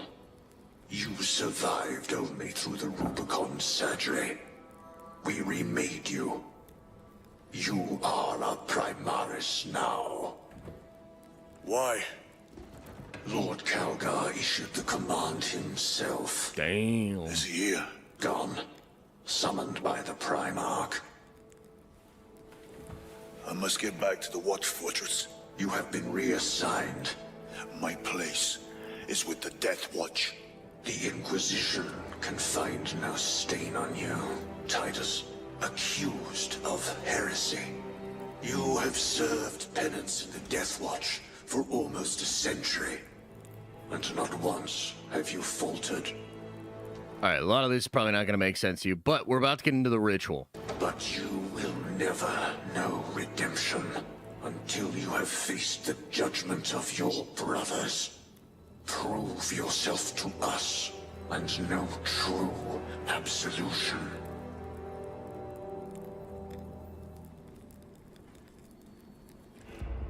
Okay. So, you need to watch this because what he is doing is he's getting his armor placed upon him, which, by the way, in medieval times, this was absolutely a thing. You would have squires, of course, and people that would help you to put on your armor. And just like in the time of knights and, you know, samurai before that, this was a ceremonial thing. So the idea of becoming a knight is like a transformation. You literally attain a new status. You will often get a new name. That's what that is. So what we're going to see here is a version of that for the Space Marine, who is a version of a knight, right, in there. But, like, look at how ritualized this is. We're rolling out the parchment. You know, we're doing the purity seals. We have all of these candles. What is your life? My honor is my life. And he's taking an oath, right? So this is all, it's all highly ritualized. So it's interesting because it's like, it's in the far future and it's science fiction. It's really advanced, right? But it is also like arcane and ritualized. What is your fate? My duty is my fate. What is your fear? My fear is to fail.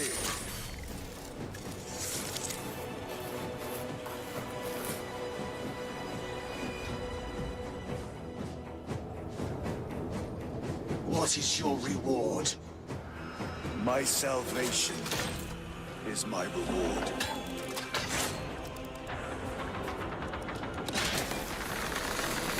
What is your craft? My craft is death. What is your pledge? My pledge is eternal service. So cool. But yeah, so that's what I mean is like the aesthetics, the iconography, the visual language of Warhammer is that sort of mix of horrific science fiction with ritualized high gothic aesthetics. And I think it's just a very, very unique combination. On top of that, it's so fucking action-packed, dude. Like that's another thing that I think is really gonna help this this thing. You know, John Wick is so obviously like action, fun spectacle, and we've seen the rise of that brand. And it's, you know, other than the Ana de Armas one or whatever, I think John Wick has proven to be a very successful formula because it's action-based. There's been a lot of conversation about how maybe Fantastic Four, maybe Superman, maybe a lot of these comic book movies are actually lacking enough action throughout. Warhammer, it's literally like, it is called Warhammer, but beyond that, it's all action, all over the top. Like that is 100% what it is about. If you're an orc, you like crumping. If you're a space marine, you like firing bolters and ripping people's faces off. Like the violence, the action, the actual war of it is prevalent throughout, and I think is like a super, super big deal. Here's another one. Here's another thing, and this actually, like, some people don't like when I bring this up, but I actually think it's a pretty important element here. Let me just ask a question, another question to the chat. Do you personally think that Marvel and maybe just Disney in general has had a problem portraying masculinity in the past couple of years? Like, would you personally say that Disney's done a bad job handling the portrayal of masculinity or the lack thereof in the past few years?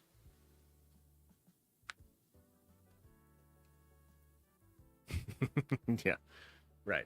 So, look, I know not everybody feels this way. There are definitely going to be some people that are a little butthurt that I'm even bringing it up, but the reality is it's true. I would actually also offer to you that the international thing you're seeing right now could be connected to that very thing.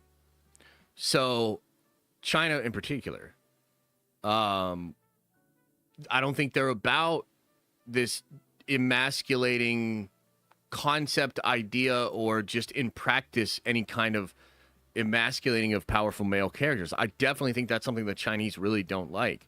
I think you'll see in a lot of other markets around the world internationally, this is something that they don't like either. And I think you can look at some of the things that are operating well within those spaces and realize that for a lot of folks, that's a super big deal. I actually think this has quietly become a more accepted, principled idea even for Disney and in the West. So, you know, during the time of The Last Jedi and shit like that, there were a lot of people that were saying, like, you know, female representation was taking over Star Wars and Marvel and all that sort of stuff. And to be honest with you, I didn't actually feel super strongly about it back then.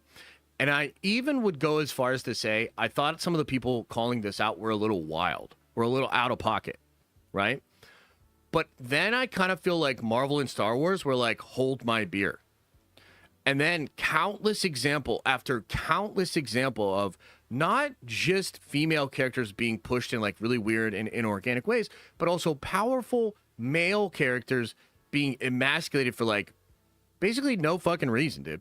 So whether it's Hulk or it's Obi-Wan Kenobi or it's Ezra Bridger or it's I mean, pick your person, Daredevil, Thor, you know what I mean? Like, dude, there's a lot of examples out there, I think, of that whole situation not being handled very well. Boba Fett, another great example.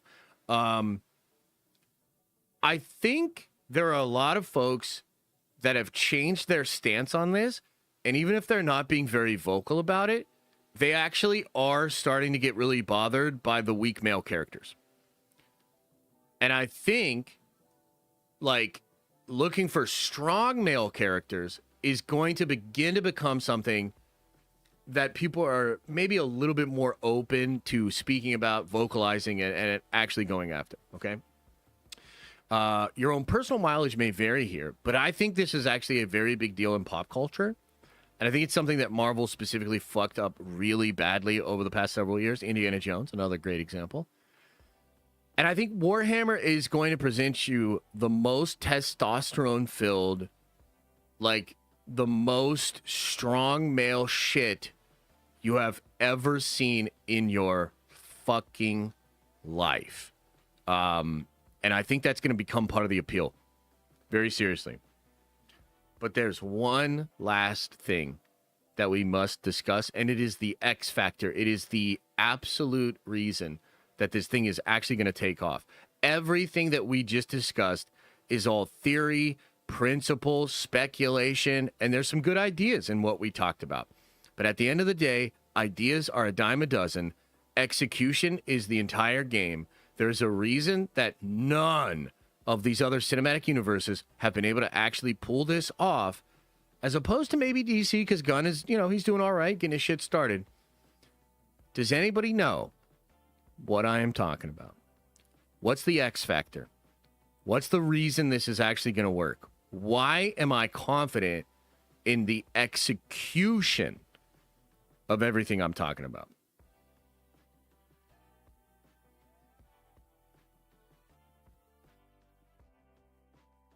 Henry Cavill. Exactly.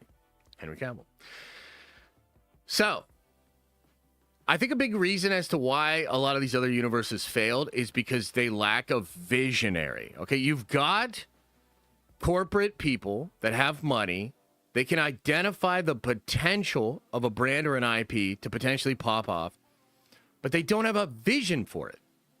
You know what I mean? Feige's a really unique individual. Now, you might say his vision has outstayed its welcome. You could make the argument that his vision no longer is actually what's going to win, and Marvel maybe needs a new visionary over there. But you can't deny that it was his vision that set this whole thing in motion, that really tied this together, and that ultimately made Marvel, at least the cinematic universe, into what it was. Right? Like, that's so obviously what it is. And I think it's also why none of these other ones are working. It's probably why the DCU has so much hope, because Gunn does have that vision. Now, here's the deal. Henry Cavill. Holy shit, is Games Workshop and Amazon so lucky that this motherfucker exists. This dude was born for this shit, okay? So he has been basically a lifelong Warhammer fan, okay? Since about 10 years old.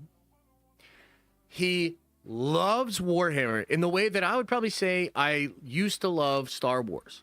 Maybe Marvel too, but like Star Wars was my first love. Like Star Wars was one that was like, dude, like Star Wars, you know? So he's that guy. He loves this shit. On top of that, he is a vetted industry star. Like, you can debate if he's a very successful movie star or not. Totally fair. But you can't deny that he's a movie star. The guy was literally Superman. Okay? He's starred in a lot of big blockbusters. He's been in Mission Impossible with Tom Cruise. He's doing the new Highlander, John. You know what I mean? Henry Cavill is a movie star. He said the week that he got fired from being Superman, and I think I still have this on my desktop, actually. I don't know if I have the full post that he made. Oh, God. I wish I could pull up the actual the Instagram post that he made the week that he announced this. Because the language he used was so interesting, because he said, like, basically all of his time in the industry had led to this moment. It was the most important moment of his career. It was the biggest deal ever. And he doesn't just have a fanboy dream on how he can make this work. He has an understanding of the actual industry to pull it together. So basically, he has the two most important elements. Number one, he knows the universe. He understands the brand and the IP because he is a massive fan. Okay? Number two, he's an industry vet that actually knows how to pull together the process to execute on this thing. He's seen when it's done well, and he has seen when it is done not well. The guy literally left The Witcher because they weren't following the lore. He didn't want to be associated with another just Hollywood watered down Netflix bullshit version of an IP that he really cared about. So, like, that dude is the X factor. He is the reason that I think this will truly pop off. All the other stuff that we talked about is kind of like foreplay. Like, that's why I'm so excited for it. That's why it's so unique. That's why it's blown up over the past 5 years. That's why I think it has the potential to be a really big deal. The reality is Marvel and Star Wars down bad right now. DC kind of like mid, floundering, but like, maybe has a future. I think people are craving something different. I think people are craving something masculine. I think people are craving something that they can engage with in a more personal way, that they have autonomy with. I think they're looking for something that's not toxic as far as the fandom. And I think because Warhammer has all of those attributes, and it also has Henry Cavill at the forefront, I truly believe this thing has the potential to be in that space. I think it has the potential to be Game of Thrones big, Star Wars big, Marvel big. And I know that seems crazy. But I'm telling you, man, I just think the world is ready for something different. And I think Warhammer is offering something that is truly unique compared to some of these other franchises. So that's the take. And now I will answer whatever questions you have about this. What questions do you have?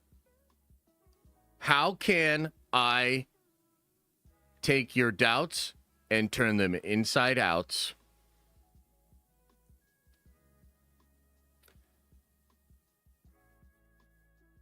The Sardaukar are very Astartes coded. Yeah, that's fair.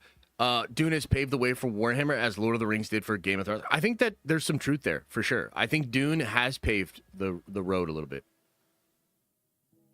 Where do I start lore-wise? Well, in general, what I would suggest is watch some, like, basic lore videos. Obviously, I think my video is pretty good. Over 1 million views. People seem to really like it. It's for beginners. So I would recommend that. But what I would say is watch some lore videos, and then if there's like a character or a faction or maybe a design that really interests you, just follow the rabbit hole, man. Like, you can't go wrong because it's so expansive. It's so big, and any single thing in Warhammer you can drill down like almost infinite detail. So just find the stuff that you find interesting and then just kind of casually learn more, and I think you'll be fine.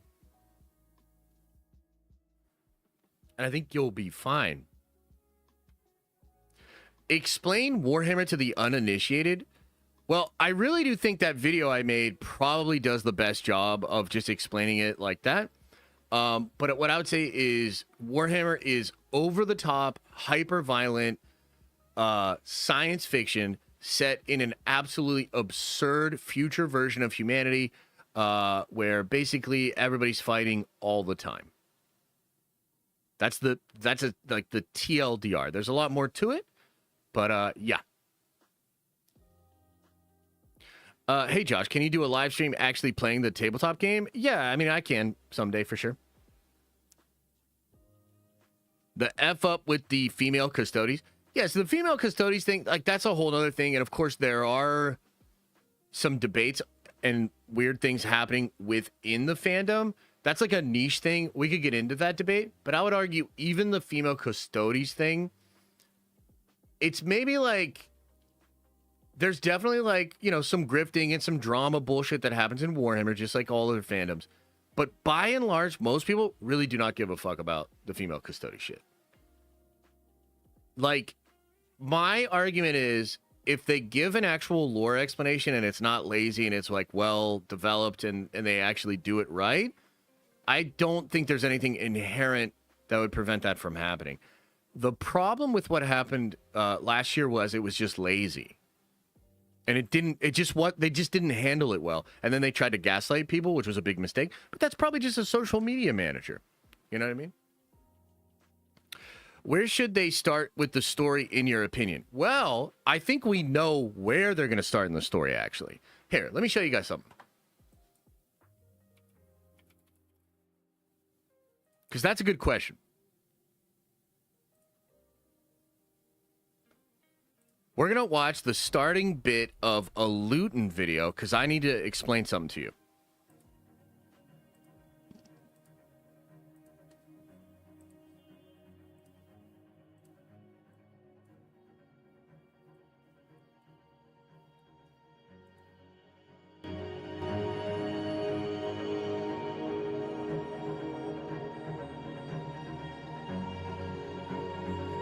Can check them out over at their namesake channel, the Okay, so these are the guys that figured this out, the Kyrian Show. Link on screen.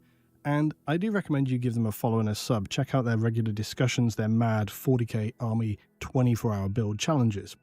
But as far as I'm aware, they spotted this first. Back in 2022, when the Warhammer community team were speaking more about the potential Henry Cavill situation, at the bottom of one of the related community posts, they attached this half-ruined Aquila, the Imperial... Okay, just walk with me on this, okay? Because this is pretty crazy. Eagle. This was the same Aquila posted by Cavill himself from his social media account, and then we saw it again on the Era of Ruin book.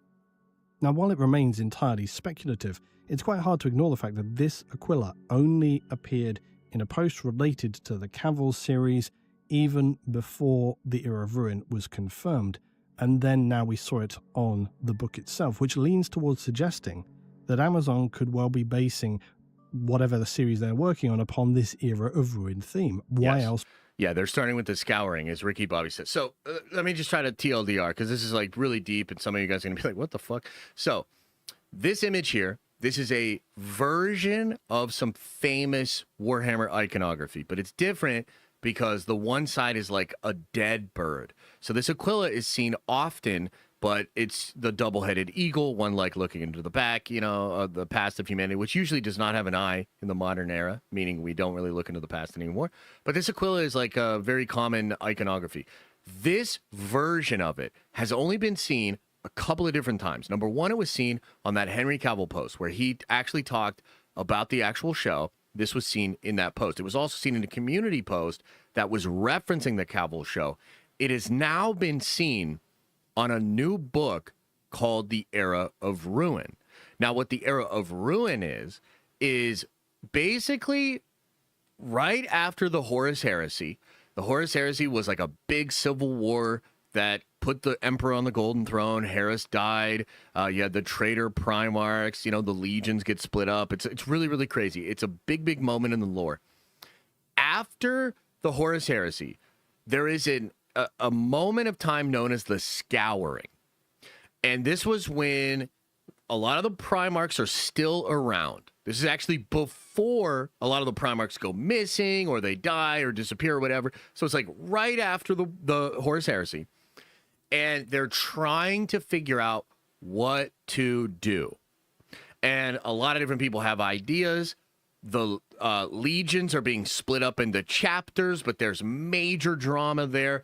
A lot of the Space Marines are going out to hunt the different traitors and try to make them pay, right? So it's a crazy time period.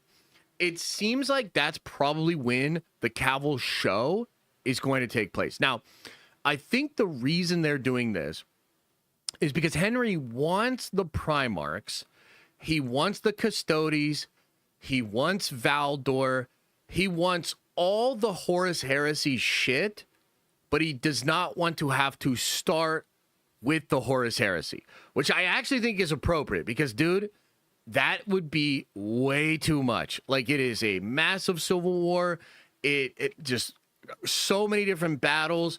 You have battles that are happening inside the warp, so it's like really trippy and crazy. You got all this shit with the Siege of Terra.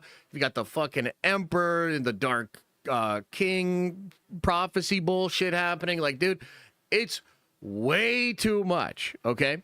So what you can do, and I think this is what they're going to do, is they're going to open the whole Warhammer Cinematic Universe right after the Emperor is interred on the Golden Throne. He basically goes silent at that point. And we're going to deal with the Primarch sons dealing with the death of Sanguinius, basically the death of the Emperor, the death of Vulcan. Who else died? I think Ferrus Manus died at this point. Like, I forget who all was dead at this point. But it also allows you to have Russ, the Space Wolf. It allows you to have the Lion before he goes back to Caliban and, you know, has the whole situation where he gets sucked into the warp or whatever. It allows you to have Gilliman before he gets killed by Fulgrim. It allows you to have Fulgrim. It allows you to have Mortarion. It allows you to have all the Primarchs. It allows you to have legions of Space Marines. It allows you to have the Custodes, and they fucking hate the Space Marines and the Primarchs. It is a hotbed for all sorts of fun and dramatic elements. But I also think it's smart because it's not the heresy. So you can do heresy content without having to do the full heresy. I think that's smart. And I also think if I know Cavill, here's another thing. I'll take it to a really interesting place. So there's a lot of talk about the King in Yellow and the character of Constantine Valdor. There is a book right now that's the next in a series known as the Bequin series. And it is supposed to tell us this huge mind-altering development when it comes to the character of Constantine Valdor, the concept of the King in Yellow, and the future of the Imperium. It is a super big deal. And the writer of this book is Dan Abnett. And Dan Abnett is basically like the Kevin Feige of Black Library. Like, when you watch interviews with the Black Library writers and how they talked about Abnett, it's basically like nobody's going to overrule Abnett. And Dan, kind of ipso facto, is like the head honcho of all of Black Library, basically. And this guy has said in the past year that the book has been delayed because the show and Cavill have identified what the book is going to be about. They know it's doing this big retcon, and they know it's dealing with stuff that they want to handle in the show. And so they are delaying that book so that there's no big contradiction in what the Cavill show does for the setup for this novel. Now, what makes it even more interesting is about 3 months ago, Dan said he's now under NDA and he cannot talk about that book at all, which is really crazy. But take into consideration a couple of different things. Number one, Constantine Valdor is absolutely Cavill's favorite character. I have long thought that that is the character who he will play. Valdor is gone for basically all of the 10,000 years that lead to 40K, but he remains for a bit during the Scouring. We don't know exactly when he leaves. We know he meets with some of the Primarchs. He has a conversation. He actually says some shit to Russ that, like, he's like, yo, we're not done. You know, we're not done. And then he leaves. And then he goes and becomes the King in Yellow. On top of that, the Horus Heresy new edition has come down, and they focused heavily on the character of Constantine Valdor. You know what I mean? So to me, you look at this iconography, you look at the Scouring, the Age of Ruin, how much the Custodes have to do with that, the fact that Valdor, this book, it's being set up, it just all connects to me. I think this show is about the Scouring, and I think Cavill will be playing Constantine Valdor. And I think they will have Valdor, and perhaps he'll like be dealing with the visions that he has from Abaddon. But fuck yeah. Like, dude, that's going to be cool. So that's kind of what I think they're doing with the Cavill show. Yeah, no. Unification Wars, but it probably won't draw as much. So yeah, starting with the Space Marines versus Orcs. Yeah, I mean, I think they're going to start with a lot of Space Marines. I think big focus on the Imperium. I think like living in the moments after the Empire is like, because the Emperor is basically gone and they have to like figure out what to do. I think that's kind of an intriguing time period to explore. It also has slightly like the added benefit of a lot of Warhammer fans are not super familiar with this time of the Scouring. And it's interesting because they're actually doing a new series. So like the Horus Heresy was like a 60 plus novel series that tells that whole full ass story, right? But the Scouring in the Age of Ruin is just starting its book series. It's like the new Horus Heresy. So it feels like the entire company has kind of like tried to align itself for this brand synergy, because their next big series of books, I think, is actually going to be what the show is. Pretty crazy. Pretty cool. Yeah, no. But yeah, any other questions? Any other thoughts? Any other comments? Let's go to the polls. Let's see. Did we convince you? Did I do my job here? Are you interested in Warhammer? Let's go to the polls, man. Let's get those numbers up. Damn, this is boring. Says Atomic J90. I think you're boring, and I think your name's boring. Atomic J90. What a lame fucking name. You know? Oh my god. Let's see the channel activity. Let's see what else you've said. I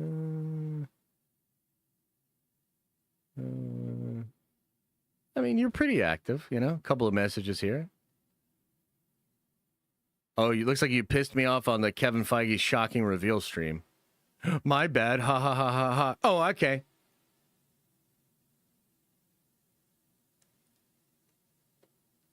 All right, I guess I won't ban you forever. Atomic J90. Flapping your gums. What if his name was also Josh? That would be weird. That would be weird. I'm currently picking my nose. Awesome. Good job. Don't pick too hard. Perhaps Battle Sisters baddies will make people watch. Yeah, I think so. I think the Sisters of Battle are pretty sexy. I think that'll do. It actually is. Yeah, right. Then he'd be Toxic J 9000. True. True. Look at that. Wait, we got those numbers up. Not quite into the 80s, but you know what? Up in the 60s, I'll take it. Let's let it percolate, man. Maybe we can get up to the 80s. Banning is masculine. Thank you. You know, I think so too. And also, I'm going to ban you for saying that. But I don't think you're going to mind, actually. I think you know this is right. So now you're banned forever.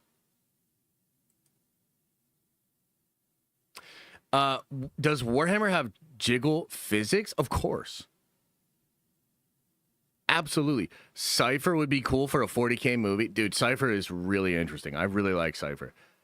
I don't think Cypher would be around in the Age of Scouring, right? I mean, I guess it kind of depends. Nobody really knows the identity of Cypher, although there are a lot of theories, right? But he's in modern 40K. Nurgle has jiggle physics. Yeah, you're not wrong on that one. You're not wrong on that one.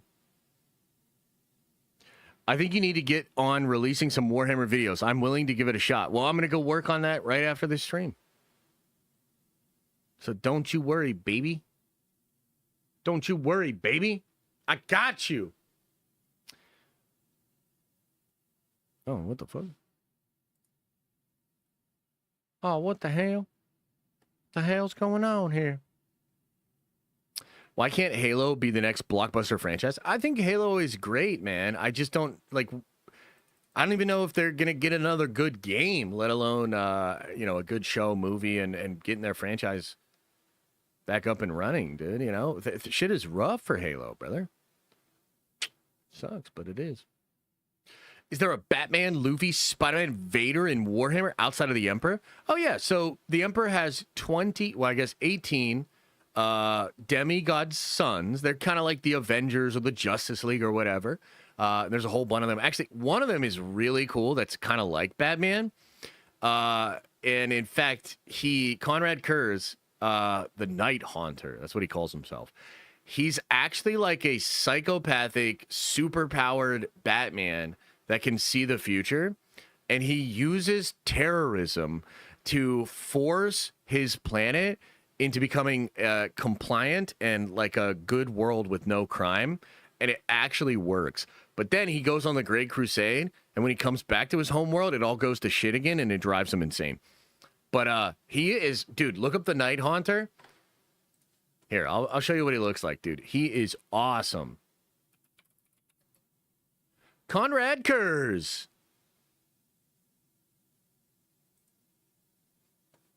Very, very Batman-esque, this guy. Let's see if I can make that larger for you. I love the Night Lords. I mean, they're traitors, you know what I mean? But look at this design, dude. Like, they got the skull, the red wings there.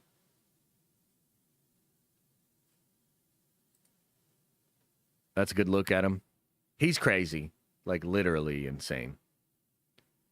But also badass, dude. Oh, my God. Conrad Kurz and the Night Lords are so fucking cool, dude. There's an image of him there. Oh, my God. I love this guy. So he's a lot like Batman, actually. Yeah, he does kind of look like Noel, actually. You're right. Yo, Josh, I will devote myself to Warhammer if you cover One Piece. In what sense would you like me to cover One Piece? I'll definitely talk about it after the show comes out the next season. Yeah.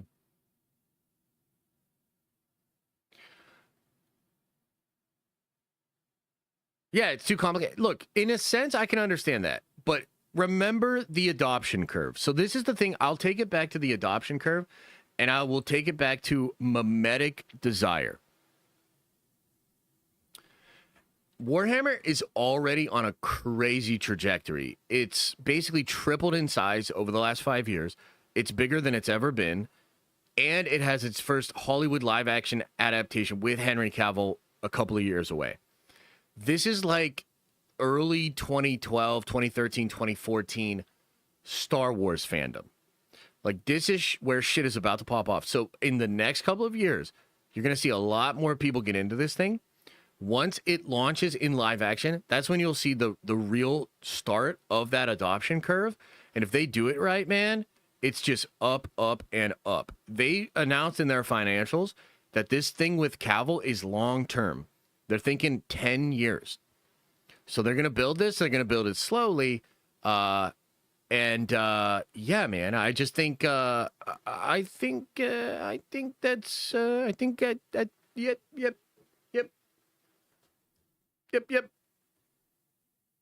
yep. What's an adoption curve? It's basically how a normal population, or what you would say is sort of like a statistical spread of individuals in a populace, how they react to an emerging technology or concept.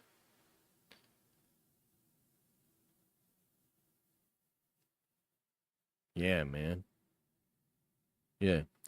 Yo, I'll be right back, guys. I got to use the rest ROM. I'll be right back. I'll let you look at this Peacemaker GIF. This is what you DC fans want. There you go. I'll be right back. Don't cry.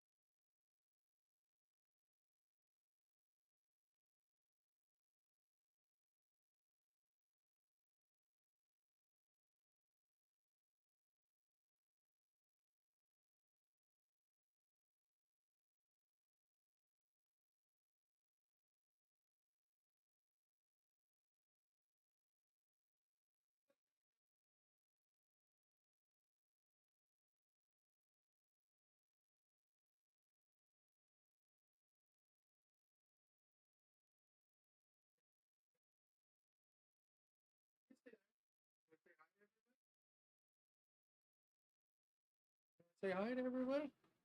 Come here. Come here. Come here. Come here. Come on. You gotta get up here. They can't see you. Come here. Look. Oh. He's not about it. He's not about it. Okay. Well, I got to tell you guys, I feel great. You know? I feel incredible. And not just because I just took a big poop, but because we just talked about Warhammer. Warhammer! Let's go! Do you guys get it now? Do you guys understand? Are we all on the same page? You know, look, I'll tell you this. This thing is gonna happen. Okay? The Warhammer stuff is coming. Cavill's thing is gonna happen. And when it starts to happen, all of you are going to instantly think of me. Maybe not instantly, but you're gonna think of me. And you're going to be like, dude, this is Josh's moment. Is he going to be right? Is he going to have another Rebel Moon on his, report card? We're about to find out. Yes. Yes, there's one thing for sure, and that's that I'm calling my fucking shot. And I don't think anybody can deny how much I love Warhammer and how much I believe in Warhammer. You might not agree. You might think it's silly. You might think it's the craziest fucking take of all time. But you know it's how I actually feel. You know it's what I'm actually about. And that's what I'm talking about, baby. Warhammer for president. Yeah. Yeah, I'd be into that. What else is going on, guys? Any other thoughts, comments, questions, concerns? Probably going to get out of here in just a minute. Oh, maybe best stream ever, you know? Next thing we got to do is start actually deep diving on individual elements of the lore and do long streams where we watch a bunch of videos together and we talk about the lore and we all get more educated, you know? That's the next step, which, I mean, we could start tomorrow. You know, if you want. Well rested now? I'm glad, man. Your craziest take was not putting the goblin in S tier. How dare you say that? How dare you say that to me? Tomorrow would be great. Hell yeah, let's go. Are you still planning on doing the Warhammer podcast? Yes, I am, but obviously there's a lot going on and I have to figure out how to manage it all. But we're getting there, man. We're getting there. Trust me, we are cooking. It's just, you know, life kind of comes at you fast. And there's a lot of stuff I'm still dealing with, you know? Trying to handle all this stuff. When we do the video stream, I got 3 good options, bro. What do you mean?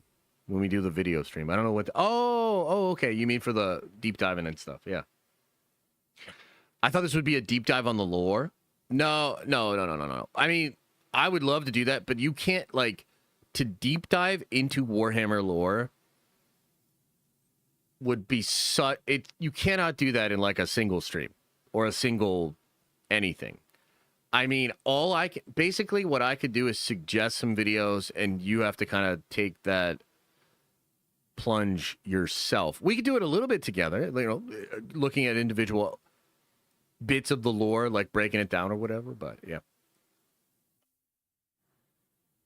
Rivals soon? Nah, probably not, man. I'm kind of off Rivals. I think the game's really fun and I would like to play it again.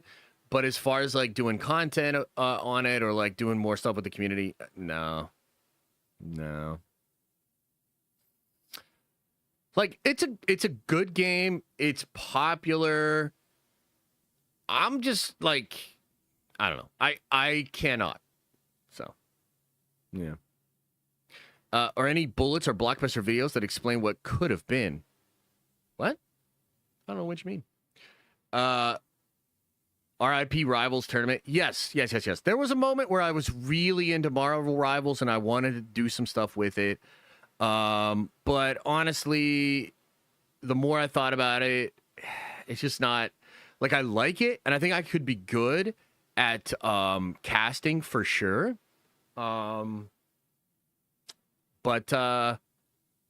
yeah, I'm just not feeling it. It's basically just as simple as that. Like, if I really wanted to do it, I would do it. You know what I mean? I don't want to. So I'm not going to. Is Rivals the new Rebel Moon? What? Then F4 crash? No, it has nothing to do with F4. Don't you think Guts would be the perfect Space Marine in the Warhammer universe? Of course. Guts is a badass. Guts is a badass. What if they did a Warhammer Fortnite collab? Oh, I bet they will. I mean, they already did one with Call of Duty. They did a Warhammer collab with Call of Duty. They did a Warhammer collab with Counter-Strike too, but I think the Counter-Strike one was pretty fucking lame. Like, it was just like stickers or some shit. Less Rivals means more Warhammer. Oh yeah, no, I mean dude, I'm building 2 more Warhammer channels. I'm all about Warhammer. I don't know that I'll like I really am trying to pivot, you know, and I'm still gonna do Den of Nerds content, but my heart and passion, and I think views, and frankly, like, I know it seems weird. Here's another thing that's really interesting. Right now, I think a big reason as to why a lot of you guys don't see the Warhammer thing for what it actually is because you're very funneled on social media. So, you know, you're probably mostly here because of like Marvel or Star Wars or maybe DC. And you probably see a lot of stuff on social media that's kind of curated towards what you like, and therefore, like, you kind of associate that with what is the real interest level for these different things out there, right? But that is, like, clearly not reality. So everybody that's, like, really thought Fantastic Four would do way better, or, like, you know what I mean? Like, we were just, like, shocked at how poorly it's doing or whatever, or maybe for Thunderbolts or maybe for Daredevil Born Again. These were different moments where, like, we should have realized that just because there are posts on Twitter that are getting thousands of likes for any one of these individual projects, the fact that Mobland on Paramount Plus got better viewership than Daredevil on Disney Plus should have showed you, because, like, nobody's talking about Mobland on social media, but more people watched Mobland than watched Daredevil Born Again. So, like, there's a perception thing. What I'm saying is, because of social media and because I basically am mostly a Marvel YouTuber, and, like, you guys can't see it, but I can see it. Number one, because I have, like, you know, that one video that popped off to like 1 million views, but I also watch Warhammer shit. So I see what their views are. I see what the hype is around Warhammer in general. I see what Warhammer does on social media. You guys, like, a lot of you don't, right? So it's interesting because, like, for instance, like, I think anime is another part of this that's interesting. How many of you here were a little bit shocked to hear some of this anime stuff? So, like, for instance, Netflix suggests that anime viewership is up 500% in the last 5 years. 1 in 3 adult consumers in North America are into anime. And I think a lot of Marvel fans might look at that and be like, what? Like, I don't even see that. But it's not that it's not out there. There are all sorts of there's all sorts of signs. If you were looking objectively, you could see it. But you're funneled into a social media, like, bubble. Do you know what I mean? So I really think that, look, maybe I'm crazy, but I think there's enough actual statistical evidence to say that, like, this thing is growing at a crazy rate while Marvel and Star Wars are in decline. A lot of these other things are in decline. Warhammer's bigger than it has ever been, and it hasn't even been to the big show yet. It hasn't even been on, it has never been in live action. You know what I mean? So I just think it's well positioned. I think it's going to take over for sure.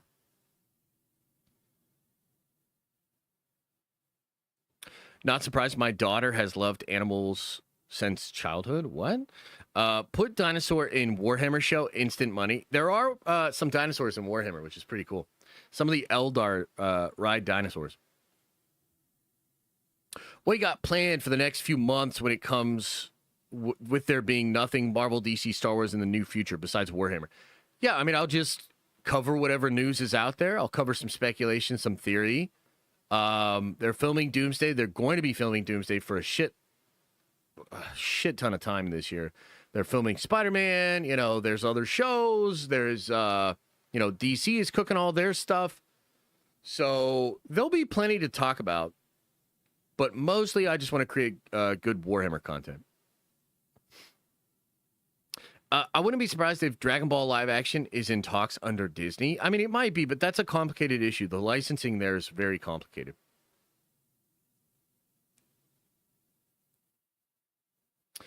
I implore you to watch My Hero. I watched My Hero. I think I fell off season 3, maybe season 4.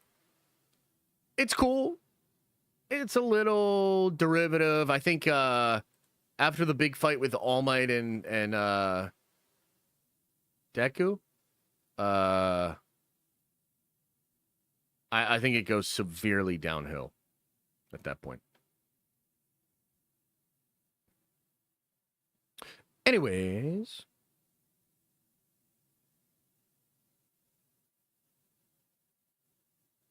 ladies and gentlemen, you gonna have to watch Peachmaker? No, I'm good. I'm good on that.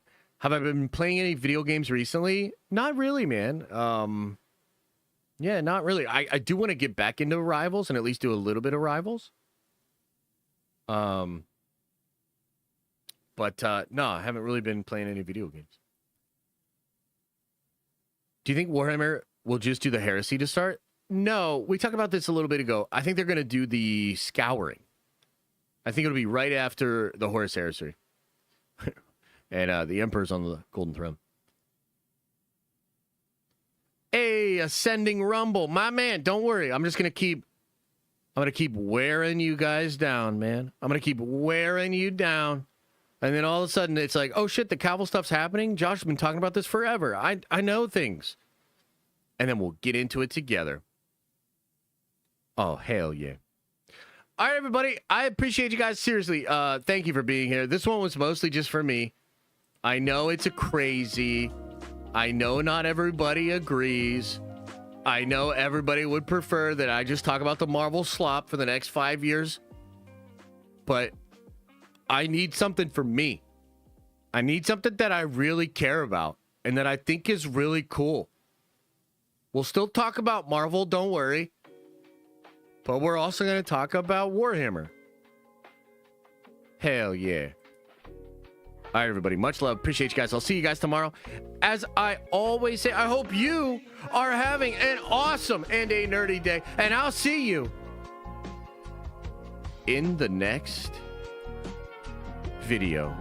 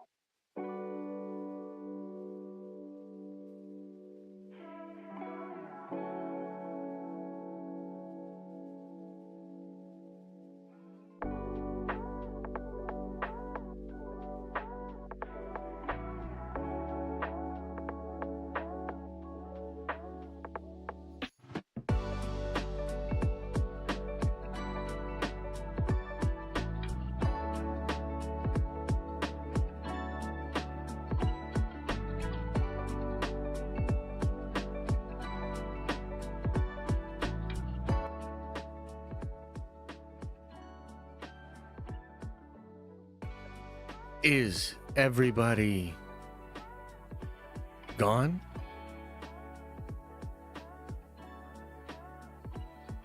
Did everybody leave? Leave.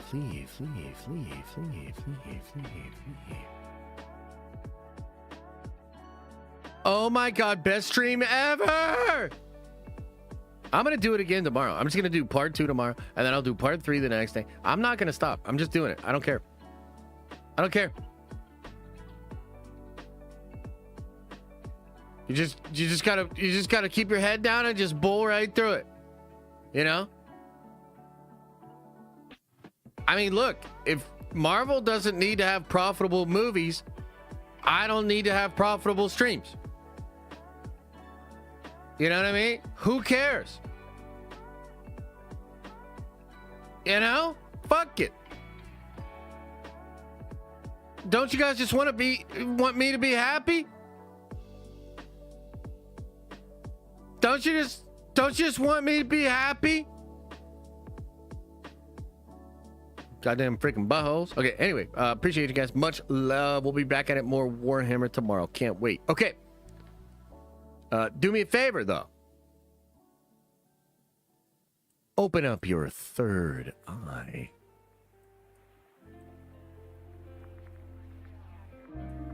And wash out your stinky butt